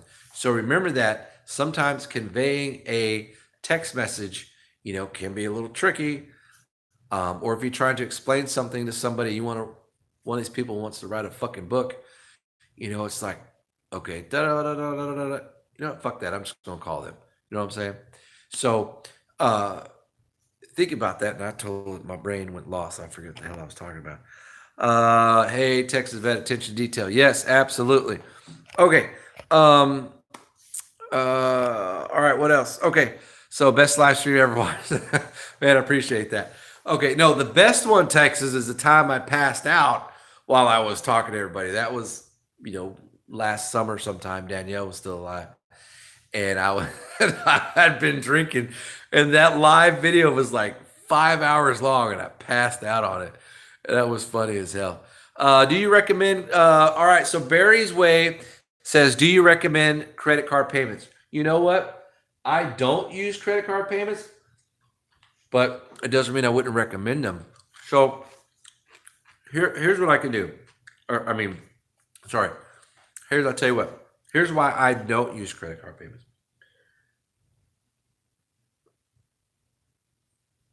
Oh, if you can use somebody's debit card instead, use that instead of an actual credit card.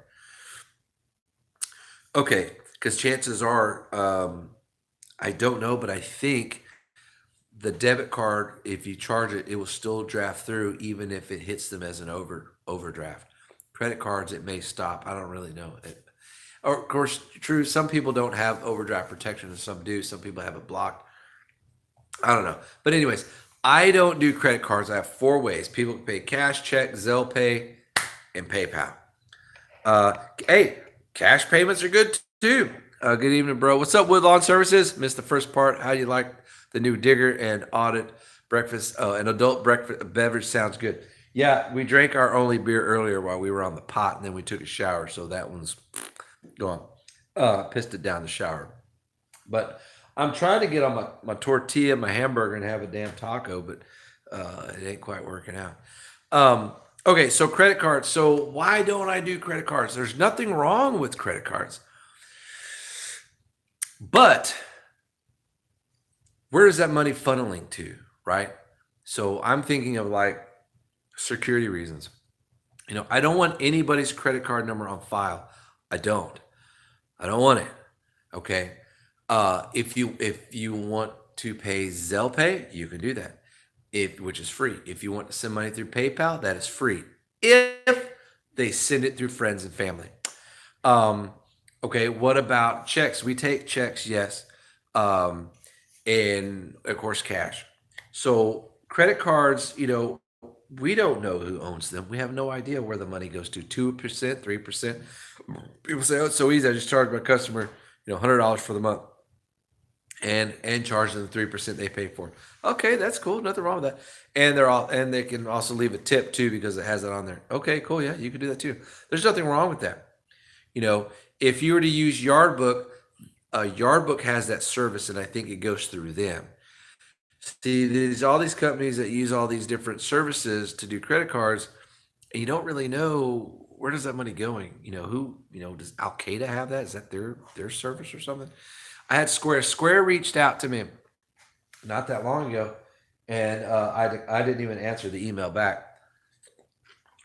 I wasn't being rude to her, but I just wasn't interested. So Zelle Pay, you can download that app. You don't even used to Zelle Pay. It was offered in major banks like Bank of America, Chase, Wells Fargo, stuff like that, and it is integrated into their system. Or you can download the Zelle app and then get it linked to your bank account and then use your email address. So if people want to send you money or you want to send money, you use that email address. And I like that too because it doesn't cost anything with Zelle. So that was pretty cool. So I can't say, yeah, use credit cards because I don't use credit cards, but I'm not going to say don't use credit cards either because, if it works for you, if someone has, people say, well, I don't have time to go, collecting, money, instead I just, bill them and they pay with a credit card. Okay. Yeah, you could do that. There's nothing wrong with that. I would maybe, if you can, stick with their bank, if they have a bank card, a debit card, instead of a credit card. I don't know if the payment will stop if they are maxed out on their credit card, but I think on a debit card it's still going to pay it anyways. So I don't really know, but again, that's why I don't really do that. It's just Zelle Pay, and that's it. Here's another interesting question. Customer called me today, and they asked about lawn service. We talked about that. They said, "Do you do contracts?" And this is, you see people talk about this all the time, right? I thought about doing PayPal. PayPal is so good. Hey, there was good when you passed out. That was that funny as hell. Man, that was good. Yeah. In my luck, someone's card wouldn't get hacked, and word of mouth would ruin me. Yep. Still got our buddy William. Yeah. Do cash. Make the cheese. All right. So, do you do contracts or do you not do contracts? So, I want you to think about that for a second. Okay, I've got to make this food because I cooked it and I'm going to eat it. So you guys just hang tight.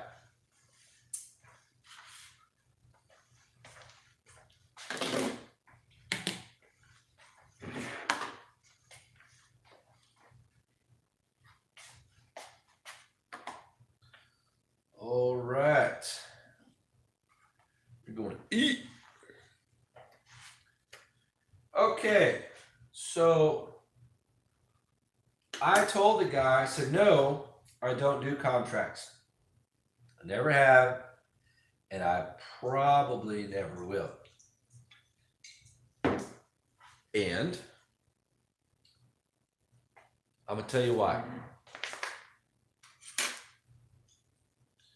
I don't even know if this is going to be any good.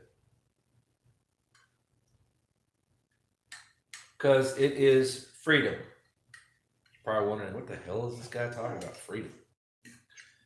I'm talking about if a customer wants to drop your ass because you suck at what you do, hey, that's not their fault. That's your fault.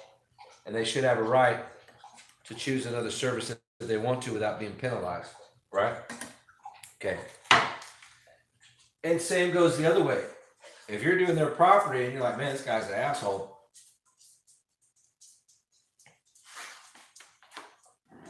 I don't want to cut his property no more. You should be able to walk away too. Right? Holy shit. 150 people. Correction. 151 people watching this live stream. That is insane.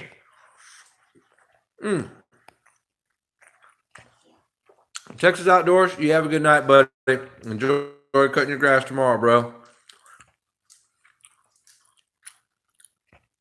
That's excellent, Woodland Services. Guys are out there, you know, busting their rear. All right, so let's talk about that.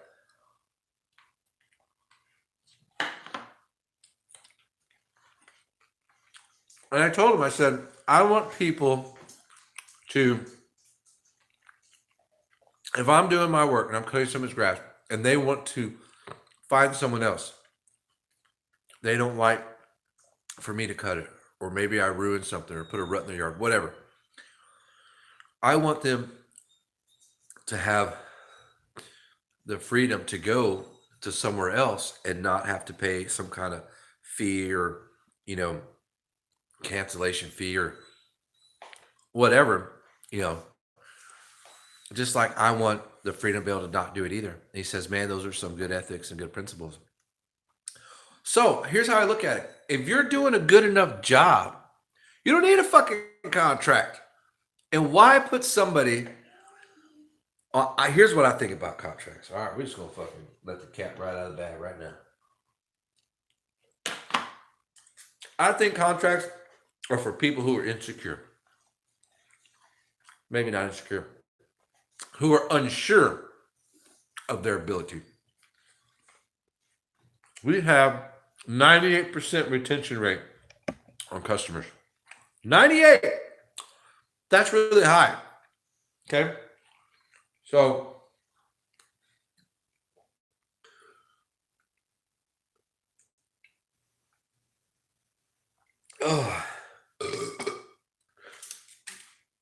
if I'm doing a good enough job, you're not going to want to go anywhere. And if I'm doing a good enough job and I enjoy doing it for you, your property, I'm not going to go anywhere. Here's the other thing. I'm picky when it comes to what properties I want to put on my roster to do.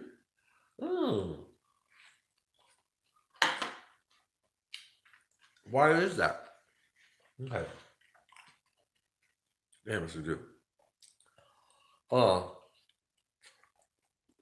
Let me eat this real quick. Okay.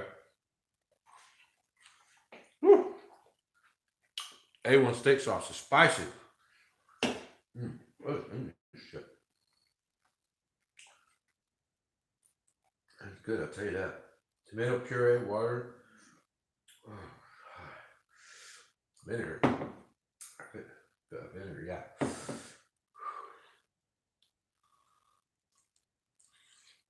So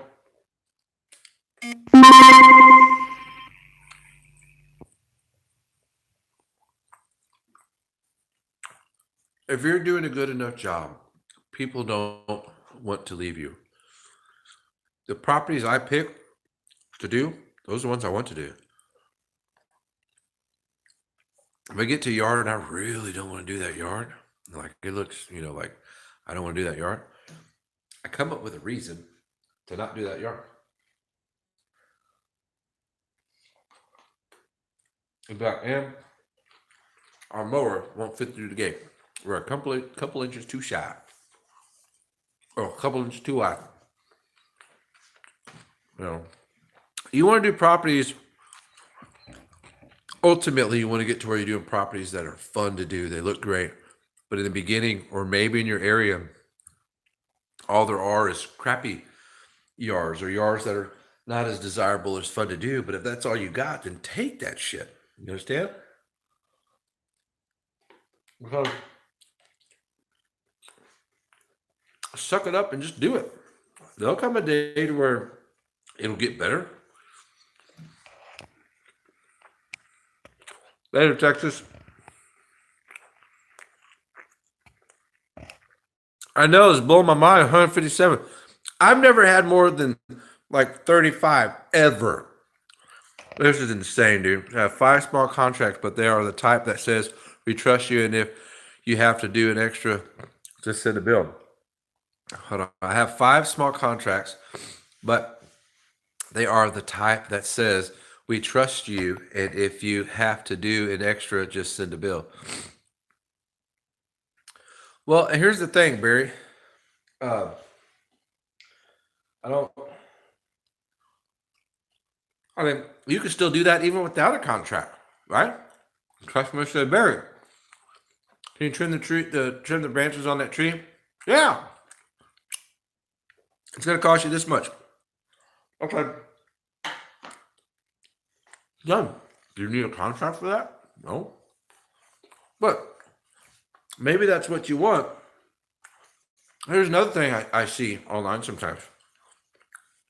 And you'll hear, some of these guys, these, bigger channels say, well, put them on contract because then, we do it from this month to this month, and contracts is mowed every week, whether it really needs to be cut or not.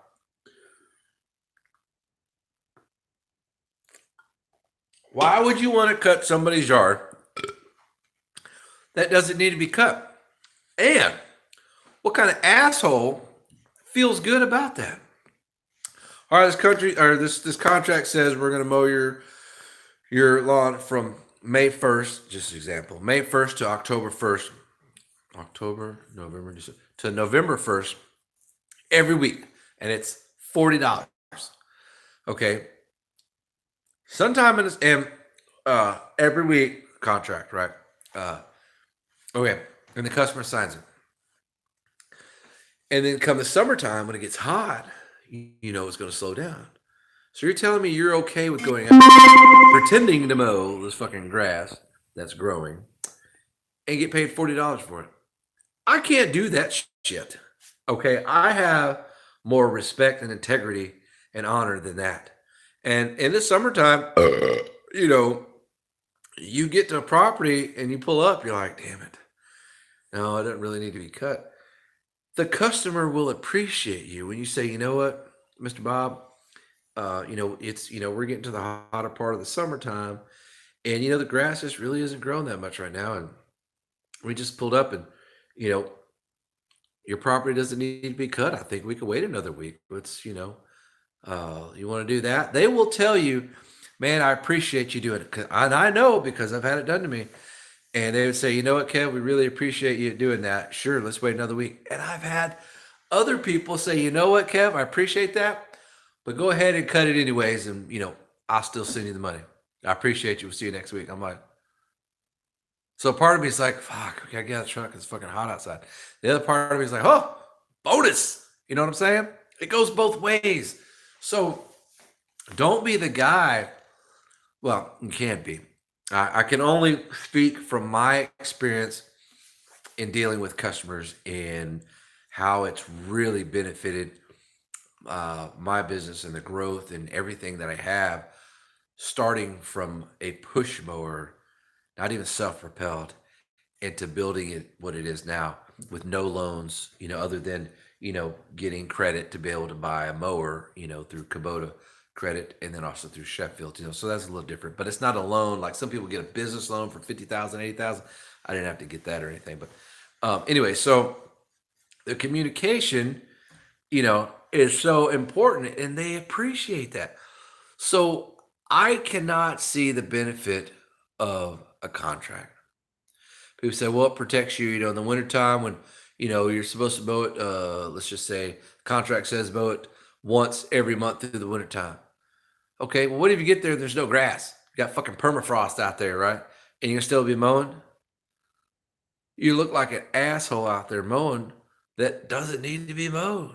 Why not just be like, you know what, Mr. Customer? Your grass doesn't need to be mowed. And, I don't feel comfortable you paying me to do something that doesn't need to be done. And, is there anything else on the property that you would like that, do you want us, would you like us to trim your bushes or this and that? Think about that because what does that do? That increases your value to that customer, right? So every property that you have, every customer that you have is a couple of things. It's a relationship if you want it to be one.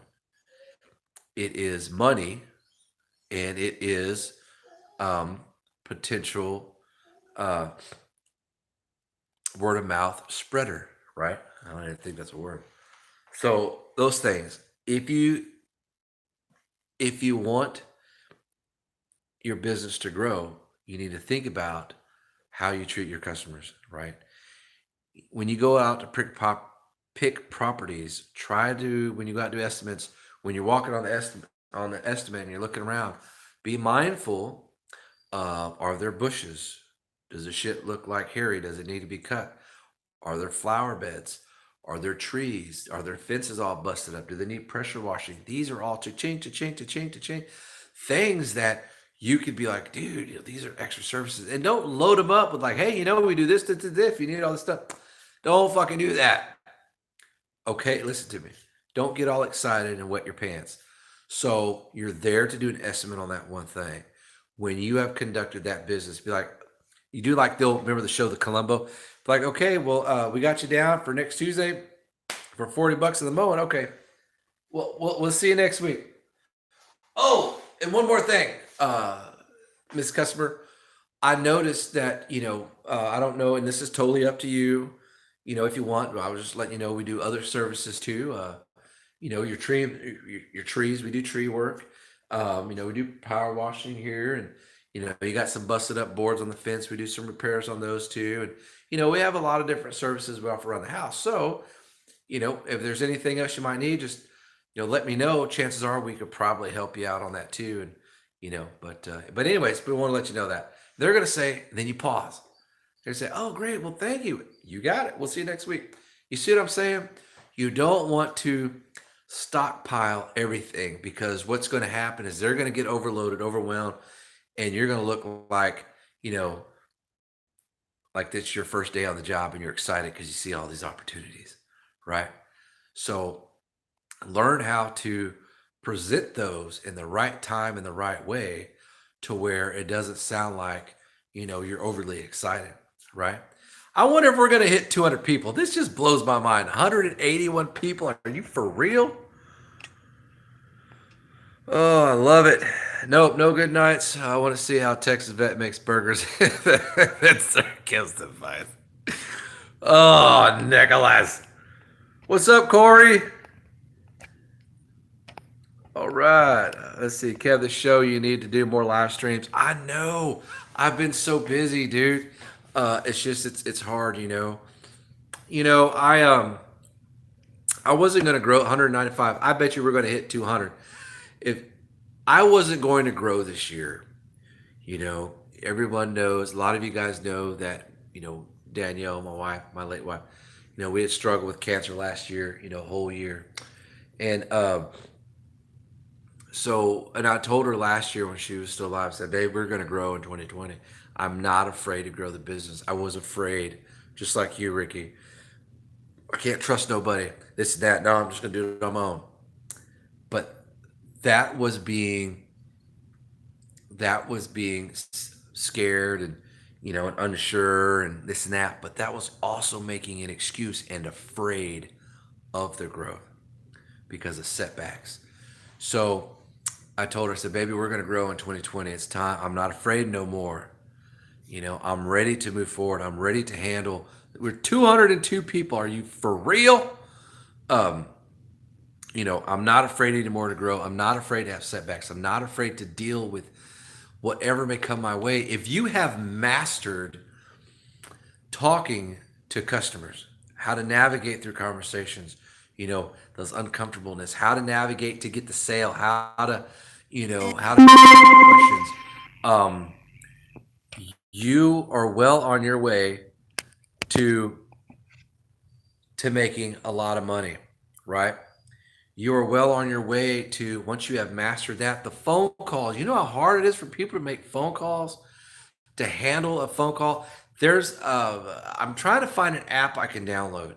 So when customers call me, it automatically records, and then I can play that back for you guys on these live video streams, because I can show you how I navigate through conversation naturally to find out what I need about the property. Okay, is it a property I want to do? Okay, well, how do you find that out when you're talking to somebody? Okay, so I want to be able to do that for you guys, but I don't know what apps are good. I've downloaded a couple apps, and they would record, and when I go to playback, I couldn't hear anything. So maybe it needs to be played back on the computer. That's a possibility. I'm going to research that, because I think that would help a lot of you guys out there on how to get comfortable with talking to customers, not only face to face, but as well as on the phone. Because on the phone can be very intimidating for you guys who are not comfortable with that. And I'm right. Okay. So let's see here what we're talking about, because I got kind of sidetracked a little bit. Customers, we talked about reaching out to people, business cards. We talked about reviews. We talked about here's another thing. I had, okay, this is just me. Do you smoke on your truck at a property? Do you allow your workers to smoke on the truck at a property, or sitting and take a break at a property? No, it's not the end of the world. I particularly don't care for smoking. I don't smoke. And so the couple guys who have had to work with me, they can I fire up a cigarette? I said, not in my truck, you're not. Then we get out at a customer's property. I said, you can put that out. Oh, well, you said not in your truck. I said, right, but you also can't smoke at a customer's property. And they said, okay, well, when do I get a smoke break? I said, your smoking is not my concern. And I just stare at them like that, and they're like, oh, well, it's not, right? I don't want a customer. What if the customer, comes home and they're allergic to cigarette smoke, and one of the guys is sitting on their curb taking a break, right? And smoking. Customer gets out of the car and has a fucking asthma attack because there's cigarette smoke. So what I'm saying, and it just doesn't look great. If you stop in at a gas station, to get some gas, and hey man, can I smoke a cigarette real quick? Like, yeah, we can wait a few minutes. Go right ahead, man. I'm gonna grab me a soda and bag of chips or something, and that's okay too. So, man, getting there right there. Okay, so we're up to 224 people. That is insane. Okay, so until you know the person, a contract covers you and the homeowner. Why? Everyone has had those that claim you said to this and that too. Oh no, I didn't. Kind of knocks the fuse. That's something. I have no idea what you're talking about. And let's talk about this right now. Woodland Lawn Services says, until you know the person, a contract covers you and the homeowner. Okay, everyone has had those that claim you said you do this and that too. No, I didn't. Kind of knocks the fuse out of some folks. Okay. I have never had that problem. And I'm going to tell you why I've never had that problem. Okay. So you go customer call. Here's how we work. I want to touch up on that. Thank you. Now, Wood Lawn Services, there's no right or wrong about that. There's no right or wrong about contracts. I know earlier I said, what I said about contracts, this and that. but I don't think you need contracts. Okay. And here's why. When you are when someone calls me, let's just do it like this. Someone calls me, hey, what do you charge? Well, our minimum is 40. Don't lock yourself. We're going to cover a little bit more into that there with lawn services. Is okay, our minimum is 40. Don't lock yourself into an actual number, a solid number over the phone without seeing anything, unless it's something like fertilizing, you know, or something else that's a hardcore number that's really not going to change. So, well, okay, what's your minimum? Well, our minimum is 40. That covers mowing, trimming, edging, weed eating, which is trimming. People don't know what trimming is. So weed eating, I don't even say weed eating, is mowing, trimming, edging, and blowing off the grass. Things like trees, bushes, flower beds are all extra. And then you wait. Customer says, okay, yeah, all right, cool. So, or, and then they're gonna say, yeah, when can you come out? Okay, cool. All right, well, just let you know, Mr. Customer, before you end the call, that the services the $40 covers this, and not that. Okay. I've never had an issue. Not one time. Okay, take it back. One time, and I do about 800 to 900 invoices a year, which is not a lot, but one time in 4 years that someone said, hey, and it was because they're being, trying to get over is what they were doing. 250 people watching this. You have got to be kidding me. So, and only 20 likes.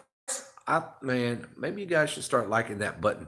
Anyway, so when you put that out there, challenge yourself, Woodlawn Services, challenge yourself to say that, and I guarantee you, when you get people to repeat that back to you, not saying, okay, now repeat after me, not like that, but when you make sure that is said, they're not going to do that because, well, it's just not going to. And so, I don't have that issue with anybody.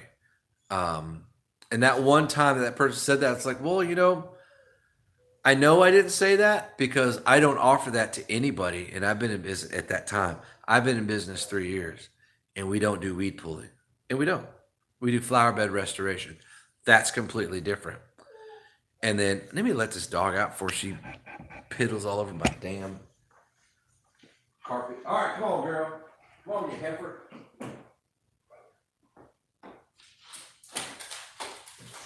All right. Okay. I let dog out to go potty. So I haven't had that issue other than that one time. And sometimes, people will try to say, well, like in the beginning, I did used to pull weeds, the first 2 years, my price included pull of weeds, $35. You'd be out there for 10 minutes, pull of weeds. I'm like, dude, this shit fucking sucks. And I came up with a way, how could I get out from pulling weeds? Who, raise a hand, who wants to be fucking pulling weeds every time you go mow a lawn? I don't see any hands, do you? So, I came up with a way for me to still accomplish that for the customer without pulling any weeds. We'll talk about that here in a minute. 268. Are we going to hit 300 people watching? This is insane. This is fucking nuts. So I don't think you really need a contract. Now here's here's what I will tell you on, and it's not a contract, but here maybe, and I don't think it's a contract, Woodland Services, but here's how a couple of my commercial properties, I do have this, but it's not a contract. It is what are they paying for? What services that they are paying for, what services do they get in return? Okay, that's not a contract. What that is an agreement, services for payment. So what that is like one of my commercial properties, W Industries. Okay, they pay X amount of dollars every 2 weeks to come out. What does that include? Mowing their fucking 10 acres out there, right? It's mowing that. It's the trimming, the blowing off the grass, the edging, trimming the crepe myrtles once a quarter, trimming the roses and the box brush once a quarter, and cleaning out the flower beds as needed to maintain a clean appearance. Now, did I say every week? No. Did I say every time we're out there? No, I didn't. Okay, so that price includes all of that right there. Now, we did that flower bed restoration last Sunday. That was a different price, right? So that included, now they want that done like every 2 to 3 months. I'm like, my pocketbook is going to love you. So 273 people. We're going to hit 300 people watching this. That blows my mind. So that's not a contract, Woodland Services. That is not even an agreement. That is like it's like hey, you pay this is what you get. It's a services and product, I don't know, whatever you want to call it, but it's not a contract. So something like that is good, but you don't really need that on every customer because you don't need that. I'm in the old school way. I shake your hand, or nowadays we're fist bumping or elbow bumping or whatever because all this COVID-19 stuff. And I'm old school. I'm like, hey, this is what we're doing. We verbally talk back and forth, verbal agreement, rock and roll. If you have any questions, please let me know. And when I'm on an estimate, I repeat myself 2, sometimes 3 times what the services cover, because through communication and talking, sometimes people don't catch everything you say. So that's why you have to repeat yourself. You know what it is you provide. They might not have caught it the first time. Kind of like when you watch a movie, and then you watch it again, be like, I didn't see that last time. Then you watch it again. Hell, I didn't see that the first 2 times. That's what I'm talking about. Because we're not focusing, we're not paying attention 100%. We're thinking about something else. 290 people. This blows my mind, dude. Let's see here. A1 sauce. Okay, Nicholas, what was in my hamburger? When it was on the fire, we did salt, pepper, or on the pan, we did salt, pepper, Worcestershire sauce. And then when I put it on the thingamajig, it was bread and butter, pickles, burger special sauce, also known as fancy sauce, and A1 steak sauce, and then on the tortilla, and that's what I had. All right, let's see here. Let's go here. Put it about.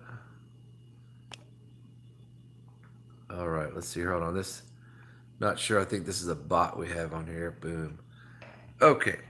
I don't know, man. So true. Can't stand people mowing dead grass. Yeah, I know, right? Texas Vet, the king. No bull. I'm telling you, I don't bullshit, dude. Keep it real. Have a great one, Kev. All right, Michael, and hi to buddy. That's it. I will. You have a good night, Michael McTavish. True, nice man. True, not growing that much, but I appreciate your honesty. Cut it because I like it. And they'll take it. That's exactly right, Omar. I always try and build a personal relationship with my clients, not a business relationship. They have taken care of me, and I tried the best to help them out. And that's so true, Omar, because, dude, they're people. There are people, right? So how could you have a business relationship and a personal or friends relationship? Okay, there are 2. So here's, for example, W Industries is an oil and gas company. That's a business relationship. Where does the personal relationship come into? My POC, my point of contact. That would be the lady who called me up, email, said, Kev, hey, we found you on Google. You got great reviews. We got 301 people watching this live stream video. Oh, that is awesome. Frickin' blows my mind. Thank you, everyone, for watching. So that contact person calls me and says, Kev, could you come out and give us an estimate? We got a huge property. I said, sure. And on the email for when they sent off my website, it says estimate of property. It said big ass property is what she typed in there. I laughed pretty good. So my relationship was with her. Okay. So even though the business relationship is with the oil and gas company that's going to be stroking the check, my personal relationship and contact is with her. So my focus is her, right? So, we walked the property, we talked about everything. I asked the questions, I did this and that, and that's what we did. And then we conducted business. We did the bid. She sent it off.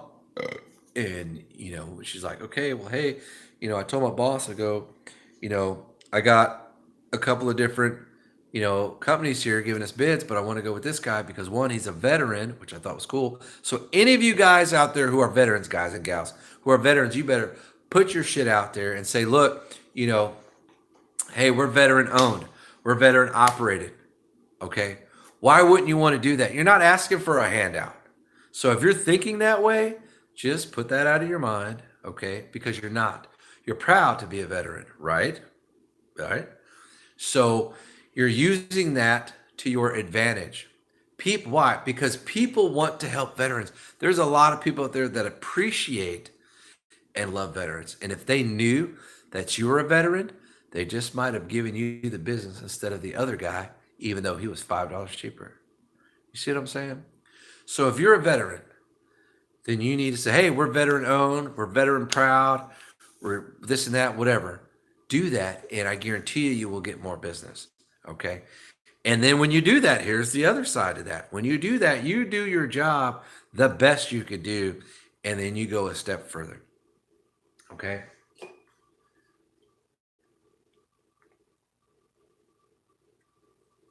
You don't have to necessarily go above and beyond. Get used to a higher standard of work. Okay. So now, Caden, has been with me a year. His quality of work, what I have taught him, is above what most people's standard work is in the business where I'm at in my area. So, if I go out there and I cut your property, okay, and then he comes next week, cuts the property, you wouldn't be able to tell who cut it. It's done the exact same way, in the same order that I do it, right? So that's the other thing. If you're training somebody, train them how you do it, because when you're not there, they're going to do it that way. If there's a certain order you do something, if there's a certain way you do something, train them that way. Okay. It's going to do over and over and over. Don't be like some people. You hire somebody and at the end of the day, man, they fucking suck. I'm going to let them go. Why? Give them the benefit of the doubt. Give them a chance. If they have a positive attitude and they're hustling and they're moving really fast and they're trying to get it, maybe they're not as sharp. You want to keep those people and get them to become sharper. If you get someone who's just kind of walking around, whatever, not giving a hoot, and not, even though, their work is mediocre, but they're not moving quick because they want to do quicker and better, they're the ones you're probably not going to have a long time with you, that you're not going to have for a long time. So, seeing those types of body languages are indications that people are really wanting to have that job. Okay. Today I was fussing at Caden a couple times, and I fussed at him twice on one property. We went to do an irrigation repair. So we're running all the zones. And so I'm telling him, all right, go turn on zone 2. And we're in the backyard. All right, go turn on zone 4. And I'm over here looking. And then all of a sudden, he does that. I'm on zone 4. Then he turns it off. And I'm like, why did it turn off? Right. And I look around and I'm like, Caden. And I walk back around. I said, Caden, what are you doing? Oh, I turned on zone 5 so I can see where where this other one was popping up. I said, dude, no. Don't turn on zone 5. We're dealing with zone 4 right now. I need to see what's going on with zone 4 before we can go to zone 5. Yeah, but I want to do that. No. Stop. You're going too far ahead. Slow down. So I fussed at him a little bit for that, right? And then later on that property, I fussed at him because I hadn't showed him the fertilizers yet. I hadn't showed him how to use the Lesco fertilizer spreader, right? Because you got different adjustments, okay, that you make on it. Let me go let the dog in. Hold on.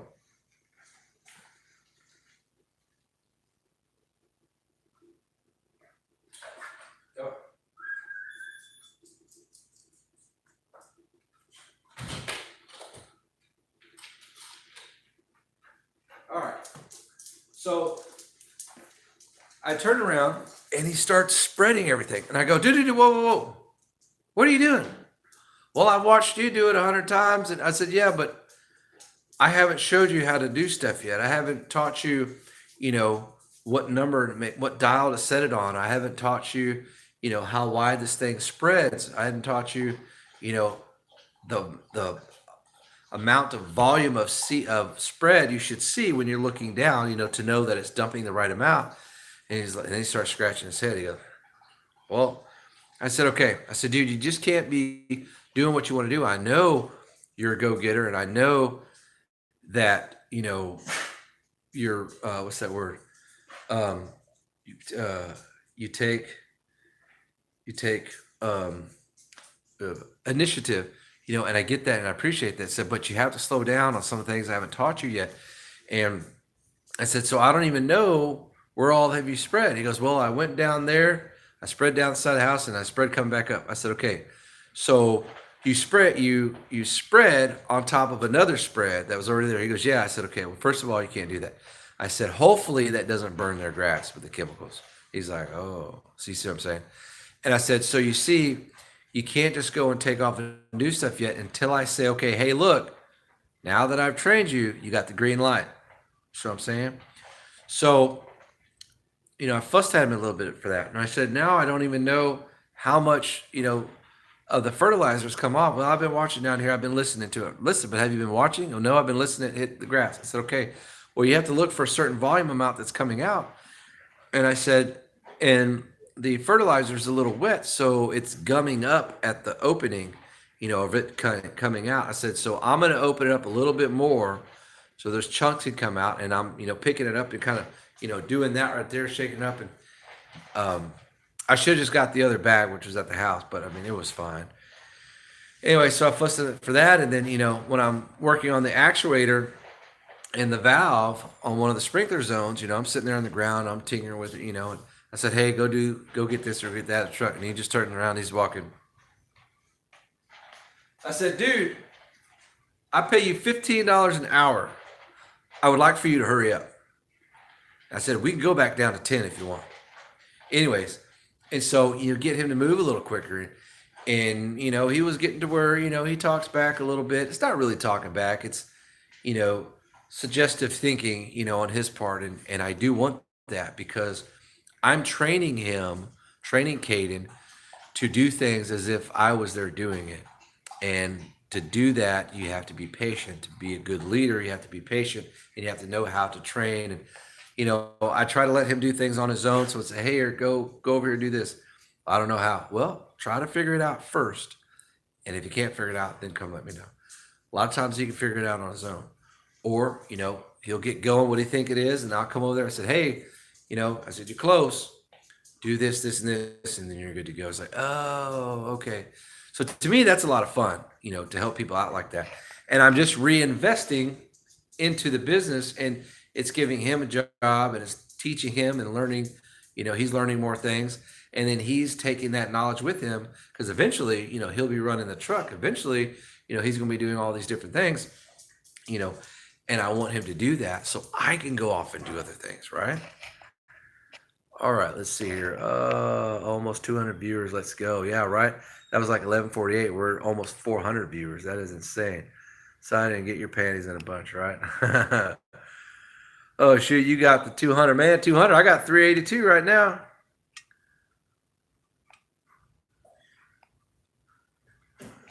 Hello, everyone. Step back and approach calm. The new work that needs to be done. Check.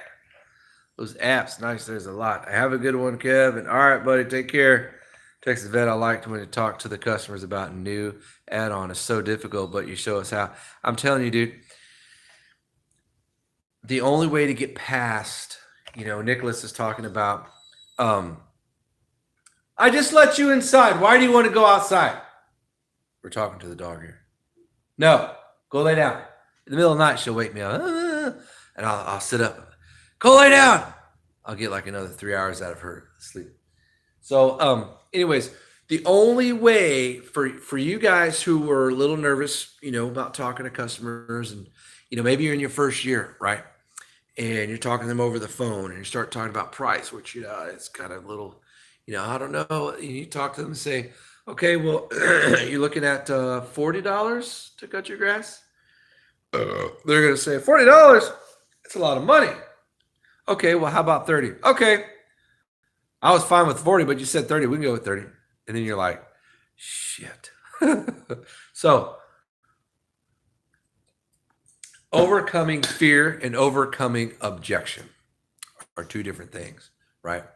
So, to overcome fear, we have to face what is uncomfortable to us, right? So, if that is phone conversation, make yourself take that phone conversation. If it is one-on-one with the customer, put yourself in that spot. Make yourself get comfortable. Eventually, you'll get comfortable with it. Okay. Overcoming objection. Just deal with it. How many times have you asked that girl out, hey, baby, you want to go out? You want to, go get a corn dog? Get a pizza and maybe play on the swing or something?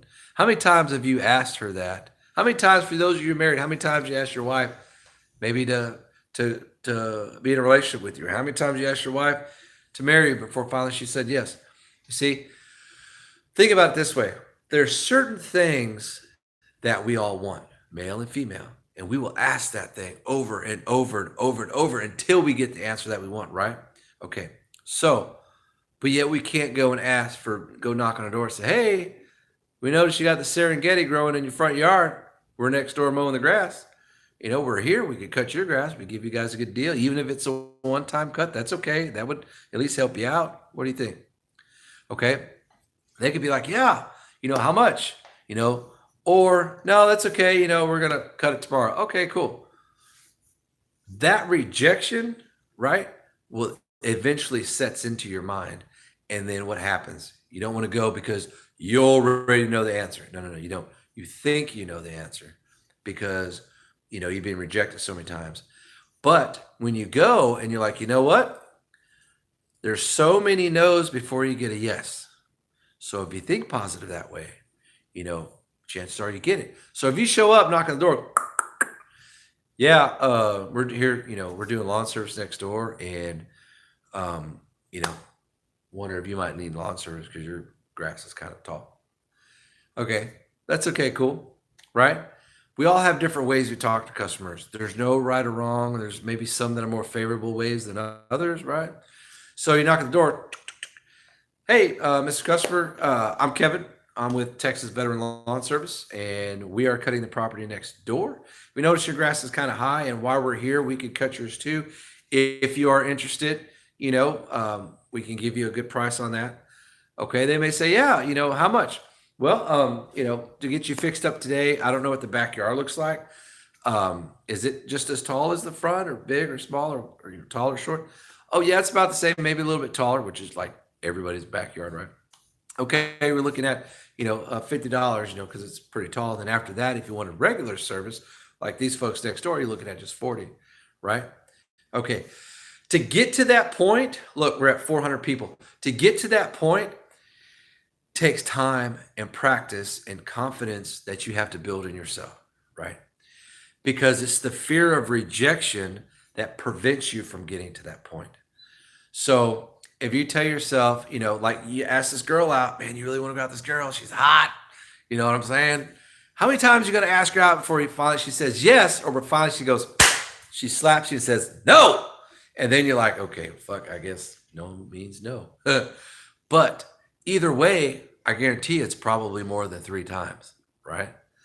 So if you are serious about growing your business, if you are serious about wanting to not just grow your business, think of it as a much broader thing, right? Of growth that you're trying to do.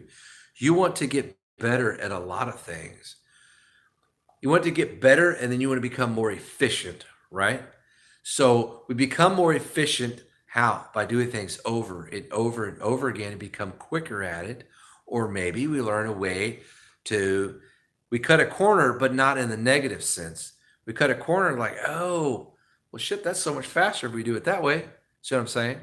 So learning to cut the right corners and still do an excellent job, and then you become more efficient. So And then the same thing with dealing with customers when you're talking to them. Don't be afraid to give them that price. I was a little nervous dropping that price today on, on that tree, on cutting that tree and, doing the stump grinding. He's like, okay, well, that sounds pretty good. Put me down for, whenever you can get it done. I was like, wow. You know what I'm saying? You don't know how much someone is willing to pay for something until you ask for it. And remember, you can always come down in price, but you can't go up, right? So they say 400, man, that's pretty high. Well, I completely understand, but there's a lot of work that needs to be done. Sometimes customers don't know how much work, how much effort it really takes to do something. It's not their job to know, right? Some don't give a shit. Some just, well, I can't afford that. Not that you're not worth that. I just can't afford that. I can only afford $200. Maybe they can, maybe they can't. Who really knows? The point is, are you willing to do that for $200? That's what it comes down to. Sometimes if you really need that money, swallow your pride and be like, you know what? Yeah, I can do that for 200. And then do not do a shitty job. You do the best job you could possibly do. When they come out and see that, they'd be like, whoa, dude, this was excellent. You did excellent, right?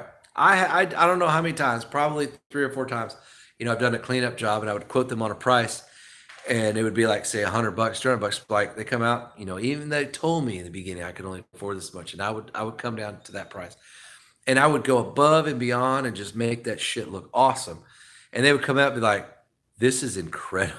This is like I had no idea it was going to look this good, Kevin." I said, "Well, thank you, man. I appreciate that.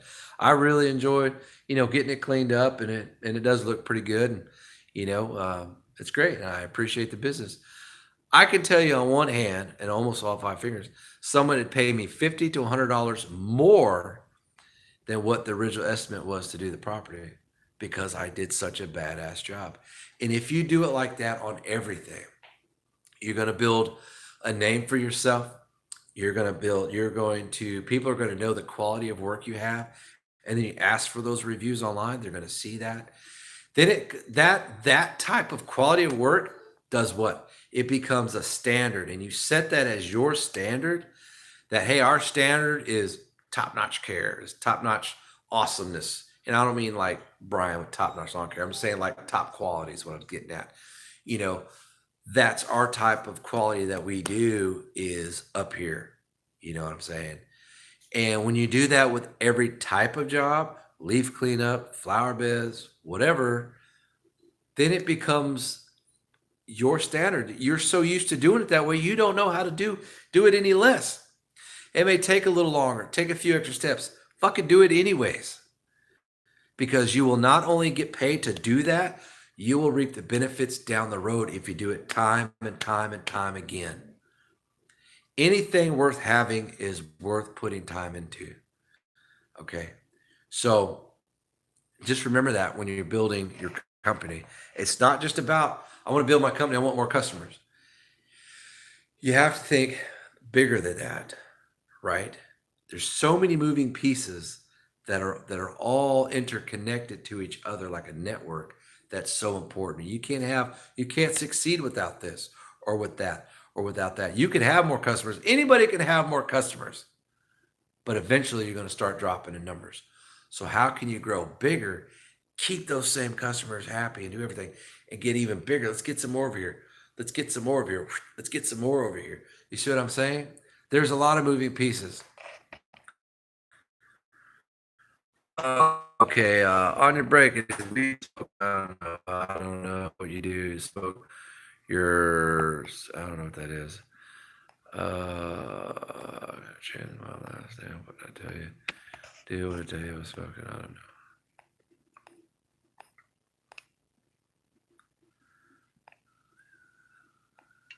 Sober dude ain't doing that job for $11 an hour for 10. No. Yeah, we don't do weed pulling. I did away with contracts a while back. I found out some customers are scared of getting into a contract. Yeah, exactly, Thomas.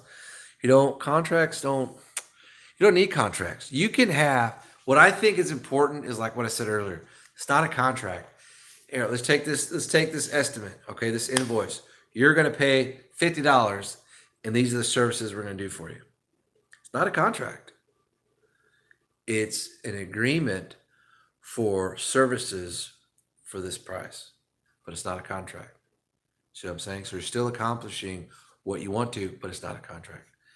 But that's just me. There's no right or wrong lawn services about that. That's just what I do.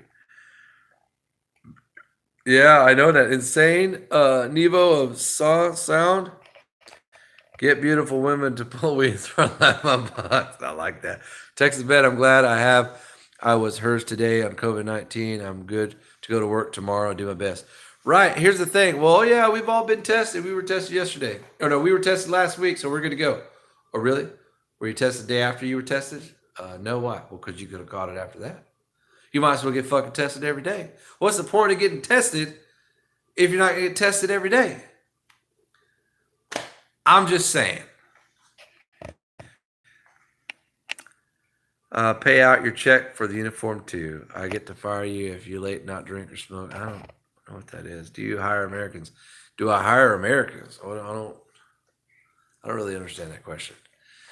Let's see here. These numbers are insane, Kevin. I know. I was like, are they even real? 10 by 40 is 400. 40 by 60 in a month. Tax leave from that. Your worker can't afford a car and rent. Well, I don't pay anybody $10 an hour, and it's not my problem. I'm not trying to pay their career with my fucking business. You know what I'm saying? So, and you don't know what they can afford. Here's the thing. All right. So navigation videos. All right. So let's talk about this for a second. $10 at 40 is 400. 400 times 4 is 16 a month. Tax leave from that. Your worker can't afford a car and rent. Hey, that's not my problem. Okay. And nobody that works for me is trying to make a career out of it. And nobody who works for me makes $10 an hour anyways. They make more than that. So Caden makes $15 an hour. Okay. So let's think about this for a second. Caden makes $15 an hour. Now, since we do taxes and everything, I'm paying my employees a little more. So after taxes, it's $12 an hour for Caden. The other two get $12 an hour. And then after taxes, it's $10 an hour. Okay. Hey, everybody wants a job right now, right? I'm giving jobs. I'm hiring people because one, I need the helpers. Two, they're out of a job. They would like to have a job, and they're fine with that. So that's what we do. So eventually, when I have a crew leader who's driving the truck is going to be making $20 an hour. Okay. That's more than a lot of places. It's not my problem if you can't afford your fucking Ferrari on $20 an hour. That's not how business works. Okay. So the people that I hire aren't necessarily the ones that are trying to make $80,000 a year. It's not going to work with me, right? The people I'm hiring are people who don't need $80,000 a year. Okay. They want a good job. They can make good money, and that they go home to their families or they live by themselves. However it is they can afford whatever. I don't care, that they can't afford a car payment. That's not my problem, right? I don't mean to be insensitive about it, but it's like you go to, the whole argument on McDonald's. You remember a couple of years ago, oh, minimum wage needs to go up high. People working at McDonald's can't afford a mortgage or rent. Well, motherfucker, someone pressing buttons on a cash register, your ass don't need to be making $60,000 a year anyways. You start at the bottom and you work your way up, right? So, eventually I'm going to have one person that is over all of my crew leaders. Those crew leaders are over everybody in their truck. The person, the superintendent or the whatever it is you want to call it, who's over, everybody else, that guy would probably be making 25 or 30 an hour, whatever. Okay. So that's very possible. And I don't mind that happening. In order to get to that, guess what? That motherfucker is going to have to start at the very beginning, and he might have to be trimming on the trimmer for a month. He may not like it. Well, hey, I have hired a couple people who said, yeah, I was a crew leader for several years for Houston Parks and Wildlife or Houston this, Houston that, or Kingwood or whatever.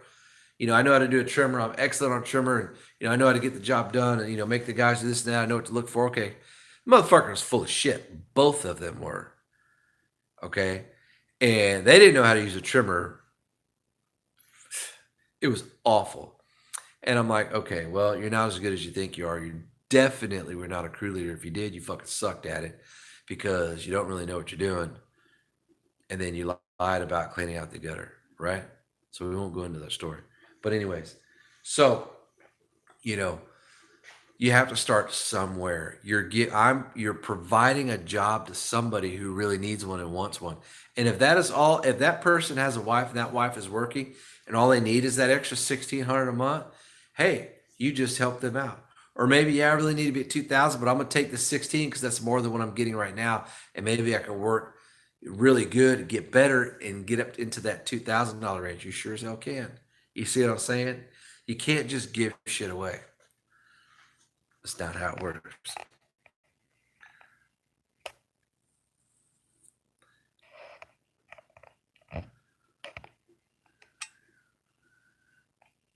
I do. James. DJ, that's my son right there. DJ Ginger Gamer Boy, if I'm not mistaken. I know, right? 400, that's crazy. No one agrees with paying 20 per hour. Well, I don't really, really care, Like I said, it's not my problem. Have no idea what you're talking about navigation videos. It don't make any sense. The time I was on live was when you gave the trimmer away. What issues did you have with the 36 Kubota? I see you got rid of it. What happened?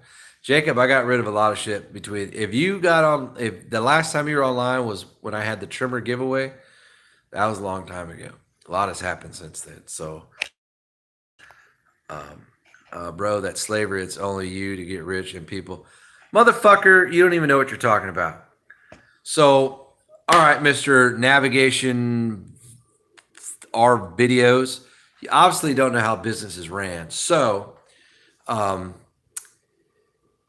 yeah, that is how it works. So the guy, me, who has created this business, who makes X amount of dollars, in order to get bigger, I need helpers, right? So I pay those helpers. Those three people right there don't even have a job. First of all, they got laid off. Well, two of them did. The other one is 17, so he doesn't have a job. So I have provided jobs for three men, two of which have families. Again, they did not have a job. They were laid off. Okay. One of them wife works. The other one doesn't. She's a stay-at-home mom. Both men are collecting unemployment, but that's not enough for them, right? Okay. They still want to work. So I'm providing that for them, whether that's an extra $600, $800 a week, that $600 or $800 they didn't have, right? Okay. So they can't pay their Lamborghini payment. Not my fucking problem. Okay. It is not for me to make, X amount of dollars a month and they make the same amount. It doesn't work that way. Oh, dude, you don't even know what the fuck you're talking about.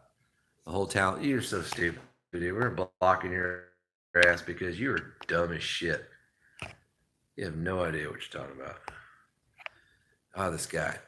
So, yeah, fucking nonsense he's talking. Anyways, what other questions you guys have? 426 people watching, and only a couple people commenting. I don't get that. Kind of blows my mind,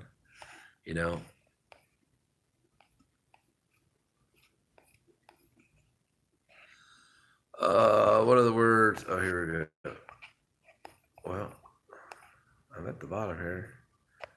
I don't know if I need another one of those or not. It's 12:30. I don't really need to eat another one.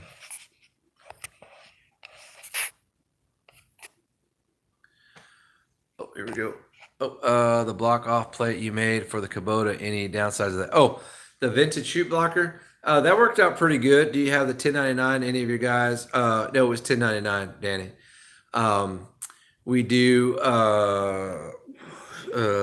They fill out the I-9, the W-9, and then I pay them Saturday evening of every week because our calendars is Sunday on Yardbook. It's Sunday through Saturday, so they get paid at the end of Saturday night for whatever they work that week. And then at the end of the year, Yeah, we 1099 them. And you could do either one. I've checked with the tax people. They said you could do either one you want. Eventually you may want to do W-2, but here's the fucked up thing. You do W-2, now you have to pay for some of their taxes, and you have to pay for this and this extra stuff that you got to pay, blah, blah, blah, blah, blah. Well, that's a bunch of crazy stuff. So, the tax guy said, dude, and I read it online, IRS, you could either one. You know what I'm saying? So if you're going to be offering other types of benefits and stuff, then yeah, you would go 299. But on the 1099, generally you would pay them, your employees, a little bit more. Okay, so that way after taxes, then they will get, that lower amount. So if you want them to have 12 an hour, you pay them like 15 an hour or something like that. So after taxes, you get that. Now, it's not your responsibility if they don't pay their taxes at the end of the year. That ain't your fucking problem. So when you go to fill out your 1099, or they go to submit it, I mean, you'll have all that too, and you go to file, then, the IRS will know how much you paid out to that employee. Let's just, for example, let's say $10,000. All right, they're going to go to that person because they have their social, their name, their address, all that. And they say, hey, you need to pay taxes on this 10K. Okay. And whatever money I am paying out in payroll, I get back as a tax deduction. So let's just say it's 25,000, 30,000 at the end of the year in payroll, right? I get all that back as a tax deduction. So because you're using that money to run your business. Sweet, thanks, man. I hear you. I'm out in California, so our worker comp is crazy. Lance is crazy for landscaping. Yeah, dude, landscaping, Danny, lawn, landscape, and fuck, what's that other one? I can't remember the name of the other one. Another type of service will always be needed. Tree services, anything that's lawn and landscape of all kinds will always be needed, no matter where you're at. Thomas, this is why I like watching your live stream, Kevin. I don't know why you're laughing, but I'm sure it's probably something I did. And my feet are killing me. But anyways, so what else? We'll stay on till 1 o'clock. All right, we're gonna get our day rolling tomorrow at 8 o'clock. Let's see here. Al Sahid, Iraq 2006. Ghost of GG, awesome, man. Well, thank you for watching, brother. Al Assad, Iraq. Sorry if I'm pronouncing that wrong. 2000. Assad. Are you saying you're in Iraq in 2006? Is that what you were saying? Serving in the military or something? If you were, thank you so much for doing that, by the way. Man, it's like, do I need another Red Bull? I'm fucking fired up, dude. All right, let's do another quick. We got 425 people and no one is like commenting. Who's even watching? Are these real numbers?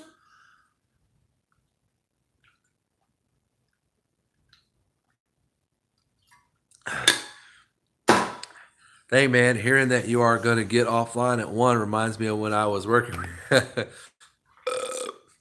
Yeah, that's my son, guys. DJ Ginger Gamer Boy.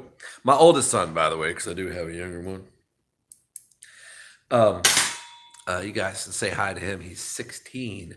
So James was in this Gamer Boy there. He worked with me the summer of 2017.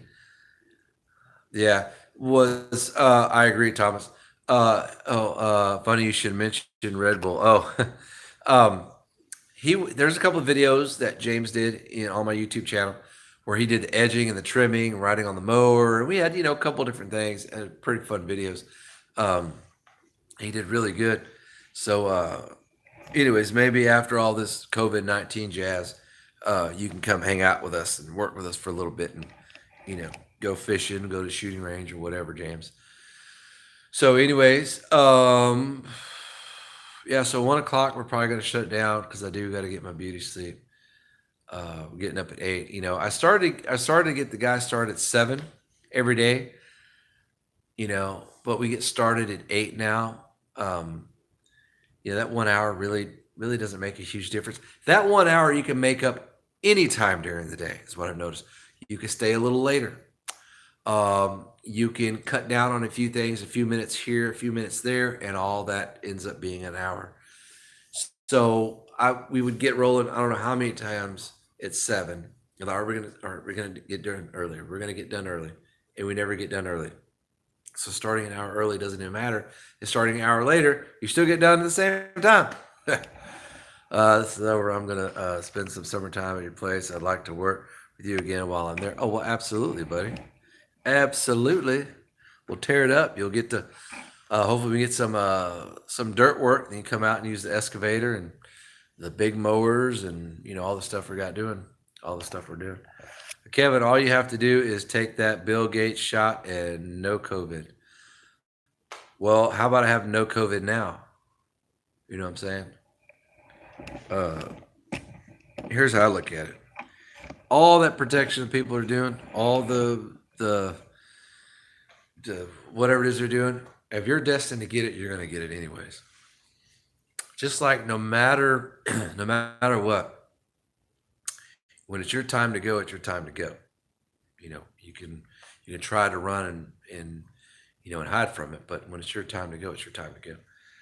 All right. So do I want another one of my?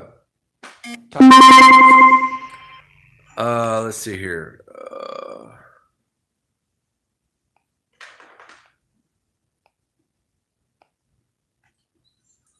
Let's see here. All right. Absolutely. Okay. Do I want another one of these? I think I want another one. I don't know. I'm full, really. All right. Let's talk about something else. Anybody? We got 418 people watching. How do we have 418 people watching? And no one's asking. No one's asking a bunch of questions. Is that even possible?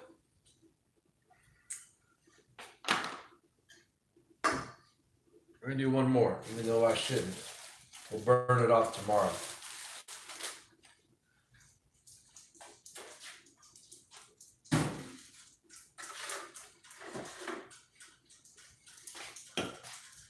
All right. Thanks for the help. First time I've been on live. Hey, Danny, you got it, buddy.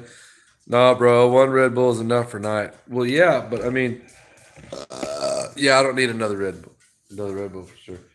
I was gonna get this 7-Up, but I think I'm just gonna drink this water instead. Oh, I do need to go lay down. I'm getting kind of tired. So we're gonna drive down to Waco Friday. Check out the M37 truck. And if that checks out, we'll pay the guy the money. And he has a wrecker business and a flatbed, a rollback bed on his wrecker. He has a brother that lives here in Magnolia, which is up a little ways, and his dad lives in Houston. He says, man, for 60, 80 bucks, we can drive back here the same day. We'll drop off, Big Bertha at your house, and I'll go on and visit my family members. I said, dude, that'd be great. So that's kind of how Friday's going to roll out. So I'm pretty excited about that.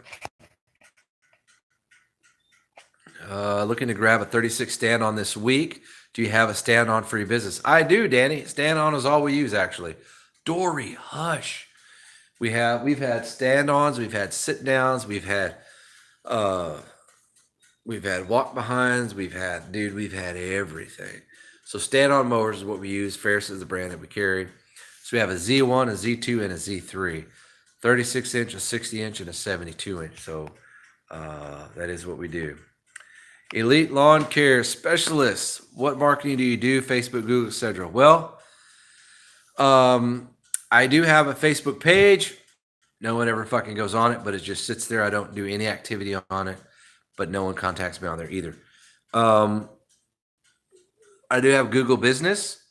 That's primarily where everybody reaches me. Google Business or Nextdoor. Nextdoor is a good app. It's free. Oh.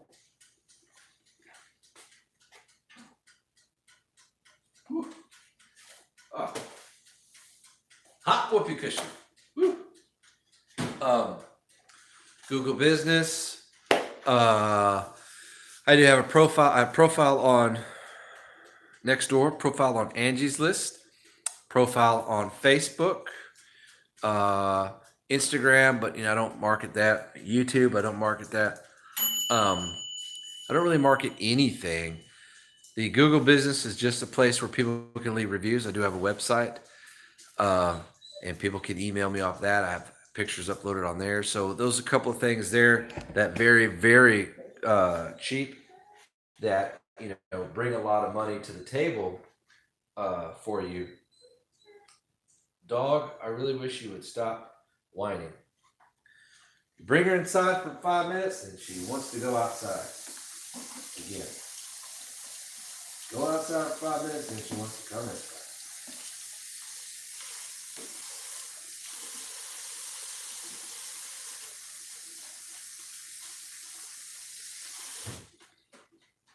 Sorry, guys, I'm washing my hands. Give me just 1 minute. Dory, I just let you out a minute ago. I know you don't need to go again.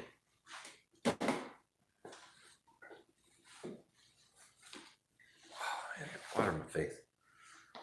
Well, James, when you come down, you'll have to hang out with Landon and Casey because they're getting a little older and they're your brother and sister. Okay. Are you Elite Lawn Care Specialist LLP? Let me know if that answers your questions or anything else. We'll do what we can to help. So you're special forces or something? You can't claim unit. What the fuck are you talking about? No, I never said I was special forces. You can't claim unit. What are you talking about? I never said I was special forces. Bro, I'm dying to get something to drink other than water. There is so little soda, tea, and whatnot that I've been drinking almost too much water. It feels like, oh dear, that Troy built a walk behind mower with the different fro. Yeah, walk behind mower with those different front attachments was a pain. Yeah, it was. Nextdoor is good stuff for density in neighborhoods. Nextdoor is, yeah, it can. Here's the thing about when you download Nextdoor, Danny. Almost as that app is growing in the US, people can create their neighborhood on there, and then all the different people, create profiles that could be in that neighborhood. So you can create a business profile on Nextdoor, which I would encourage you to do that. And then as people find you on there and they leave reviews, those reviews would be on Nextdoor. If people find you on Google, ask them to leave it a review on Google. So wherever somebody has found you at, ask them to leave a review there, okay? And eventually you'll know where you're getting more traffic from, but you still want to keep your profiles on those other ones because you never know, out of the blue, someone may find you on there, and that's what you want because it's not really going to cost you anything anyways. So on Nextdoor, you could post different things. You could post to one neighborhood. You could post to multiple neighborhoods. It's a good thing to be a part of. Nextdoor, good stuff. I saw veteran, so I clicked on the video. Yeah, Texas Veteran Lawn Care. Texas Veteran Lawn Service is the name of the company, and yes, I am a veteran. Damn, 416. I know, right? Come on, man. I didn't know I could create a profile on there. I thought was just for owners. Oh, no, not at all, Danny. You want to make sure that you live in that neighborhood, though. Well, no. Take that back. No. You can create a business profile and I think not live in that neighborhood. I think, but I know I'm on there. I have my business profile on there, and then I have my personal, deal on there. So the business profile is the picture of the company on there, and my personal profile is just me. All right, let's put some pickles on this thing.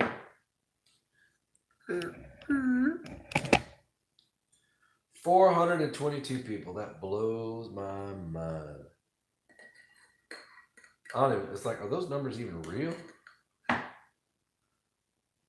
All right, 417 people, sound off.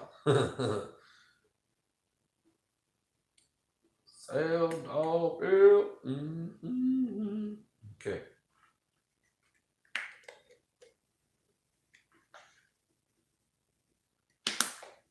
Oh, man. Feel sorry for my stomach tonight. I'm about to tear shit up. All right. Let's see here. Oh, I didn't know. Oh, okay. Good to go. I'm trying my best on Facebook. Almost 100 followers. Google Business is a must, in my opinion. Next door will be the next. Absolutely. And remember, Elite, every time that someone finds you, you ask them, hey, how did you hear about us?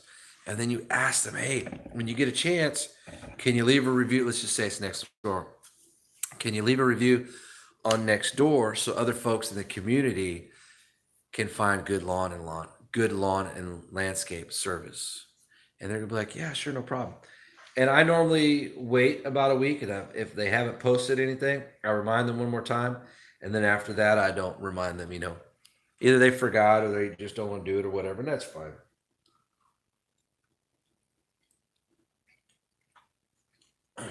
But by doing that, you're going to get the ones that do want to do that eventually, and that's how you build it.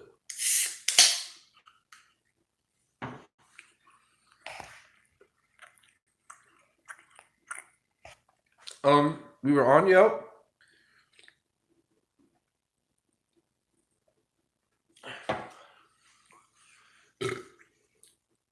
We were on Yelp. Probably still are. I didn't care for it too much. Uh, but yeah, you can do that too. All right, James. You have a good night, buddy. I love you, dude.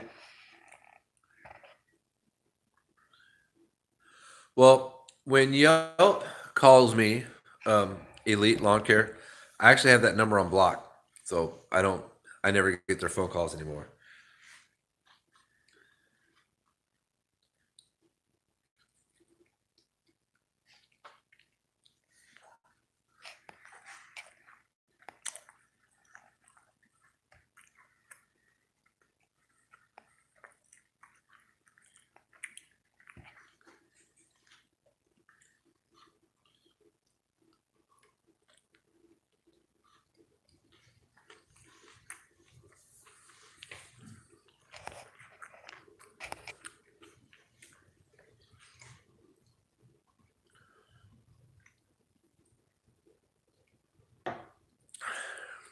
What's up, Mr. J?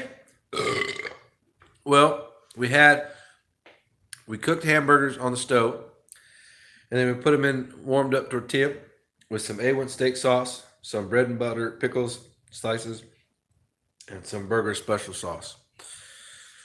So it's kind of like a weird concoction of all these different flavors that throws your taste buds off, but not bad. We're gonna be going to bed in about 9 minutes. 9 minutes, Mr. J.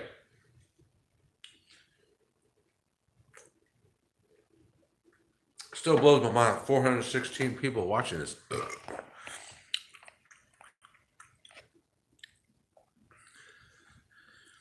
You got it, Danny. Man, I appreciate you watching, dude. And you stay safe as well. And I appreciate you watching. And if you have any questions, just hit me up.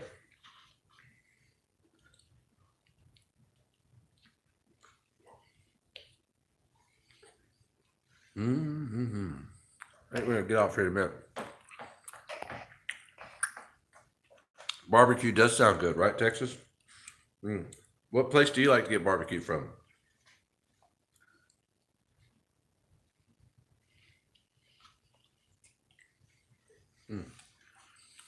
I'm getting full and I'm getting tired. Mm-hmm.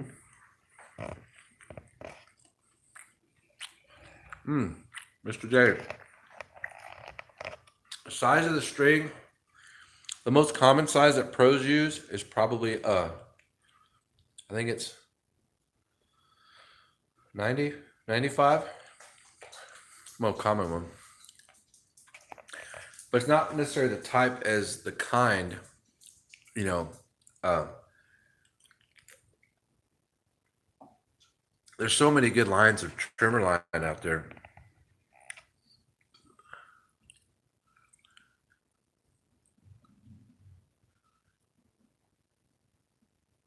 I would have heard Dory growling. What's up, Elite Lawn Care? Almost 2 a.m. here. Thanks for the give a damn attitude and videos. Everyone have a good night. I appreciate you watching, brother. And, I haven't been on live in quite some time, but, I've enjoyed communicating with people on here and reading their post and, trying to help them with whatever it is they got going on. I cook my own barbecue. That sounds good too. Rudy is okay. Rudy's is all right. Mine is a basic black decker from home. Well, there's nothing wrong with that. I used. Oh no, that was DeWalt. There's nothing wrong with the trimmer you use either. I started out with it was either Black & Decker or the Works, which is probably owned by Black & Decker. And I was using DeWalt trimmer line. So the trimmer I had when I started 4 years ago was electric. You had to have the 200-foot extension cord. And that's what I had for the blower, the hedge trimmer, and the weed eater. And then my mower was a $99 Murray push mower. It wasn't even self-propelled. That sucked ass. My 65. No, 65 is too small, dude. You'll eat through that so fast. Oh, yeah, if you get a chance to go to GIA here in Louisville, is worth a trip. Yeah, Ben with Acme Mowing asked me if I was going this year. I said, no, I'm not going. I've never been. I wanted to take Danielle, if she got cured to go this year, but, that won't happen. So, I'll eventually go sometime, but it's hard to run your business and go and take care of kids at the same time. So, but I know it's got a lot of stuff that I would like to do there, stay a whole week and, do everything. That would be awesome. I would love to go and to be a speaker. I would want to go to talk to people, to motivate people, to put them in different scenarios, different situations, to help educate them to become better with people. My battery said 15 more or 15%.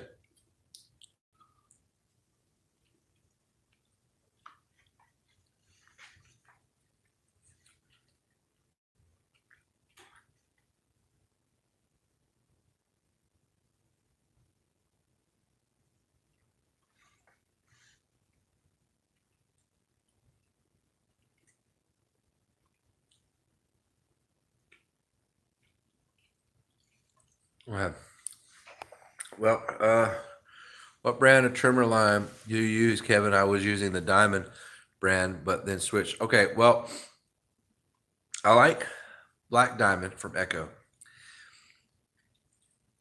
Now, the line that cuts the cleanest, the fastest, and the quickest is Black Diamond above everything. But it wears down so fast, it gets hard objects like concrete, fencing, edging, things like that. So I like using it when you're trying to clear thick grass in a yard, like overgrown. We'll switch out the heads and throw that on there, and it's just, you can slice it all day long. But as far as everyday trimmer line, there's a lot of different ones. Husqvarna makes some good ones. The orange one, Titanium XP, I think it is. You have Rotary makes some good one. You have Gator Line's pretty good. There's a lot of good brands out there. It's just kind of, whatever you like. Texas Outdoors, we are in the North Houston area. Mr. J, it depends what your trimmer calls for. On a small trimmer like that, you may not be able to go any higher than 65. You just have to read what the instruction is. But for a little over $100, you can get a decent gasoline powered trimmer at Home Depot or Lowe's, or even Walmart for that matter. And then you go up to a higher line. I remember when I used to use DeWalt trimmer line. A lot of you guys probably don't know that. DeWalt makes trimmer line. Well, make trimmer line. They have a company making, they slap their name on it. But It's yellow and black. I used to use that for a while. It was forget what size was it, 80, something like that. But I really liked it. It was pretty good.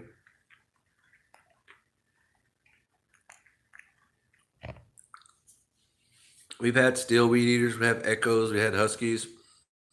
Texas Outdoors.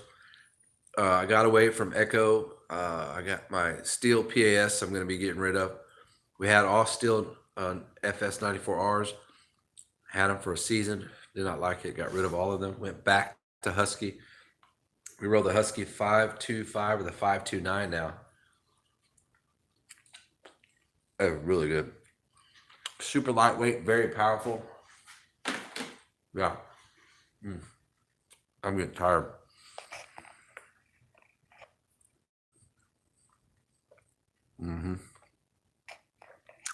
Yeah, you need a thicker line that's you can run. You can use the Black Diamond if you run a 130 on it. Then it'll do good. But here's the thing, you know, you have to have a pretty decent sized engine to run the 130 line.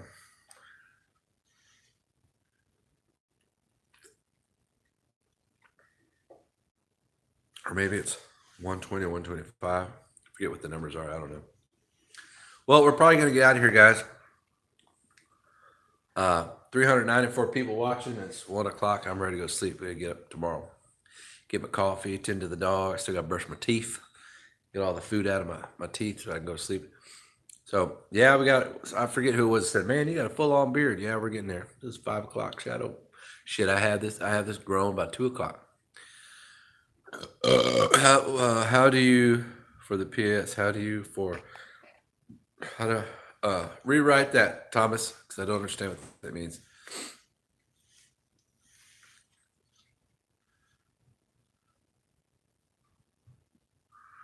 I'll answer that question and then I'm going to hang up. Thank you, Texas Outdoors. You too, man.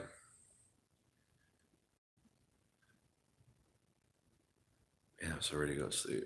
I should not have had that second one. It's actually kind of crappy. I'm going to throw that meat away.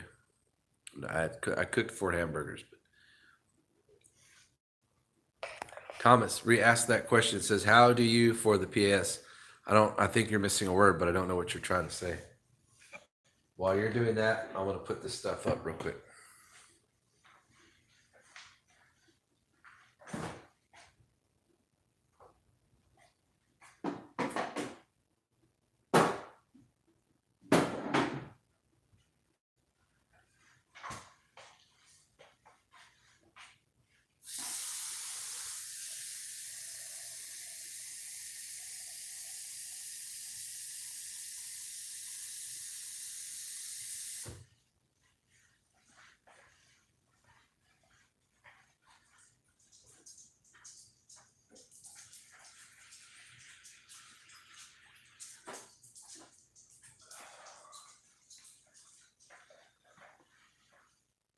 All right. How much? How much for the PS? My bad. Like, how much did it cost me, or how much am I selling it for, or what's the question? All right. How much? Okay, there we go. Sorry. I don't know because it's the FS94R PAS. It has the hedge trimmer, the articulating hedge trimmer, by the way, the stick edger, the pole pruner, the extension pole, and the weed eater. I don't know. Gosh, all that thing cost me like $1,100-$1,200 when I bought the whole thing. Probably gonna sell it for like probably $500. $500-$600, and I can get that for all of it. Wipe it down really good. It's ready to go.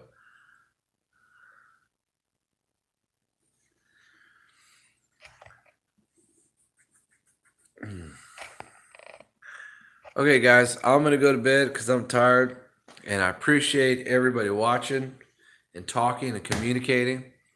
I don't know the next time we're going to do a live video. What's up, Dandy?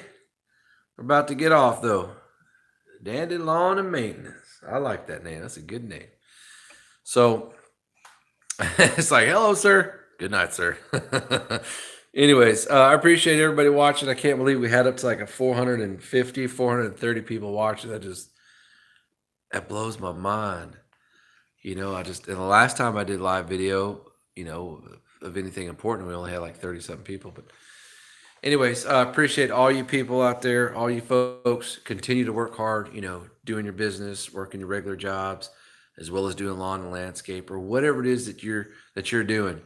You know, um, I think that's awesome. And next time we do a live video, if there's a question you want to ask, or if you're having a tough time, with something and you're trying to figure it out, just put it out there on here. I'll read it, and then I guarantee you, I'll turn it right around and we'll ask the community, the people who are watching, hey, what ideas do we have where we can help this person out with this?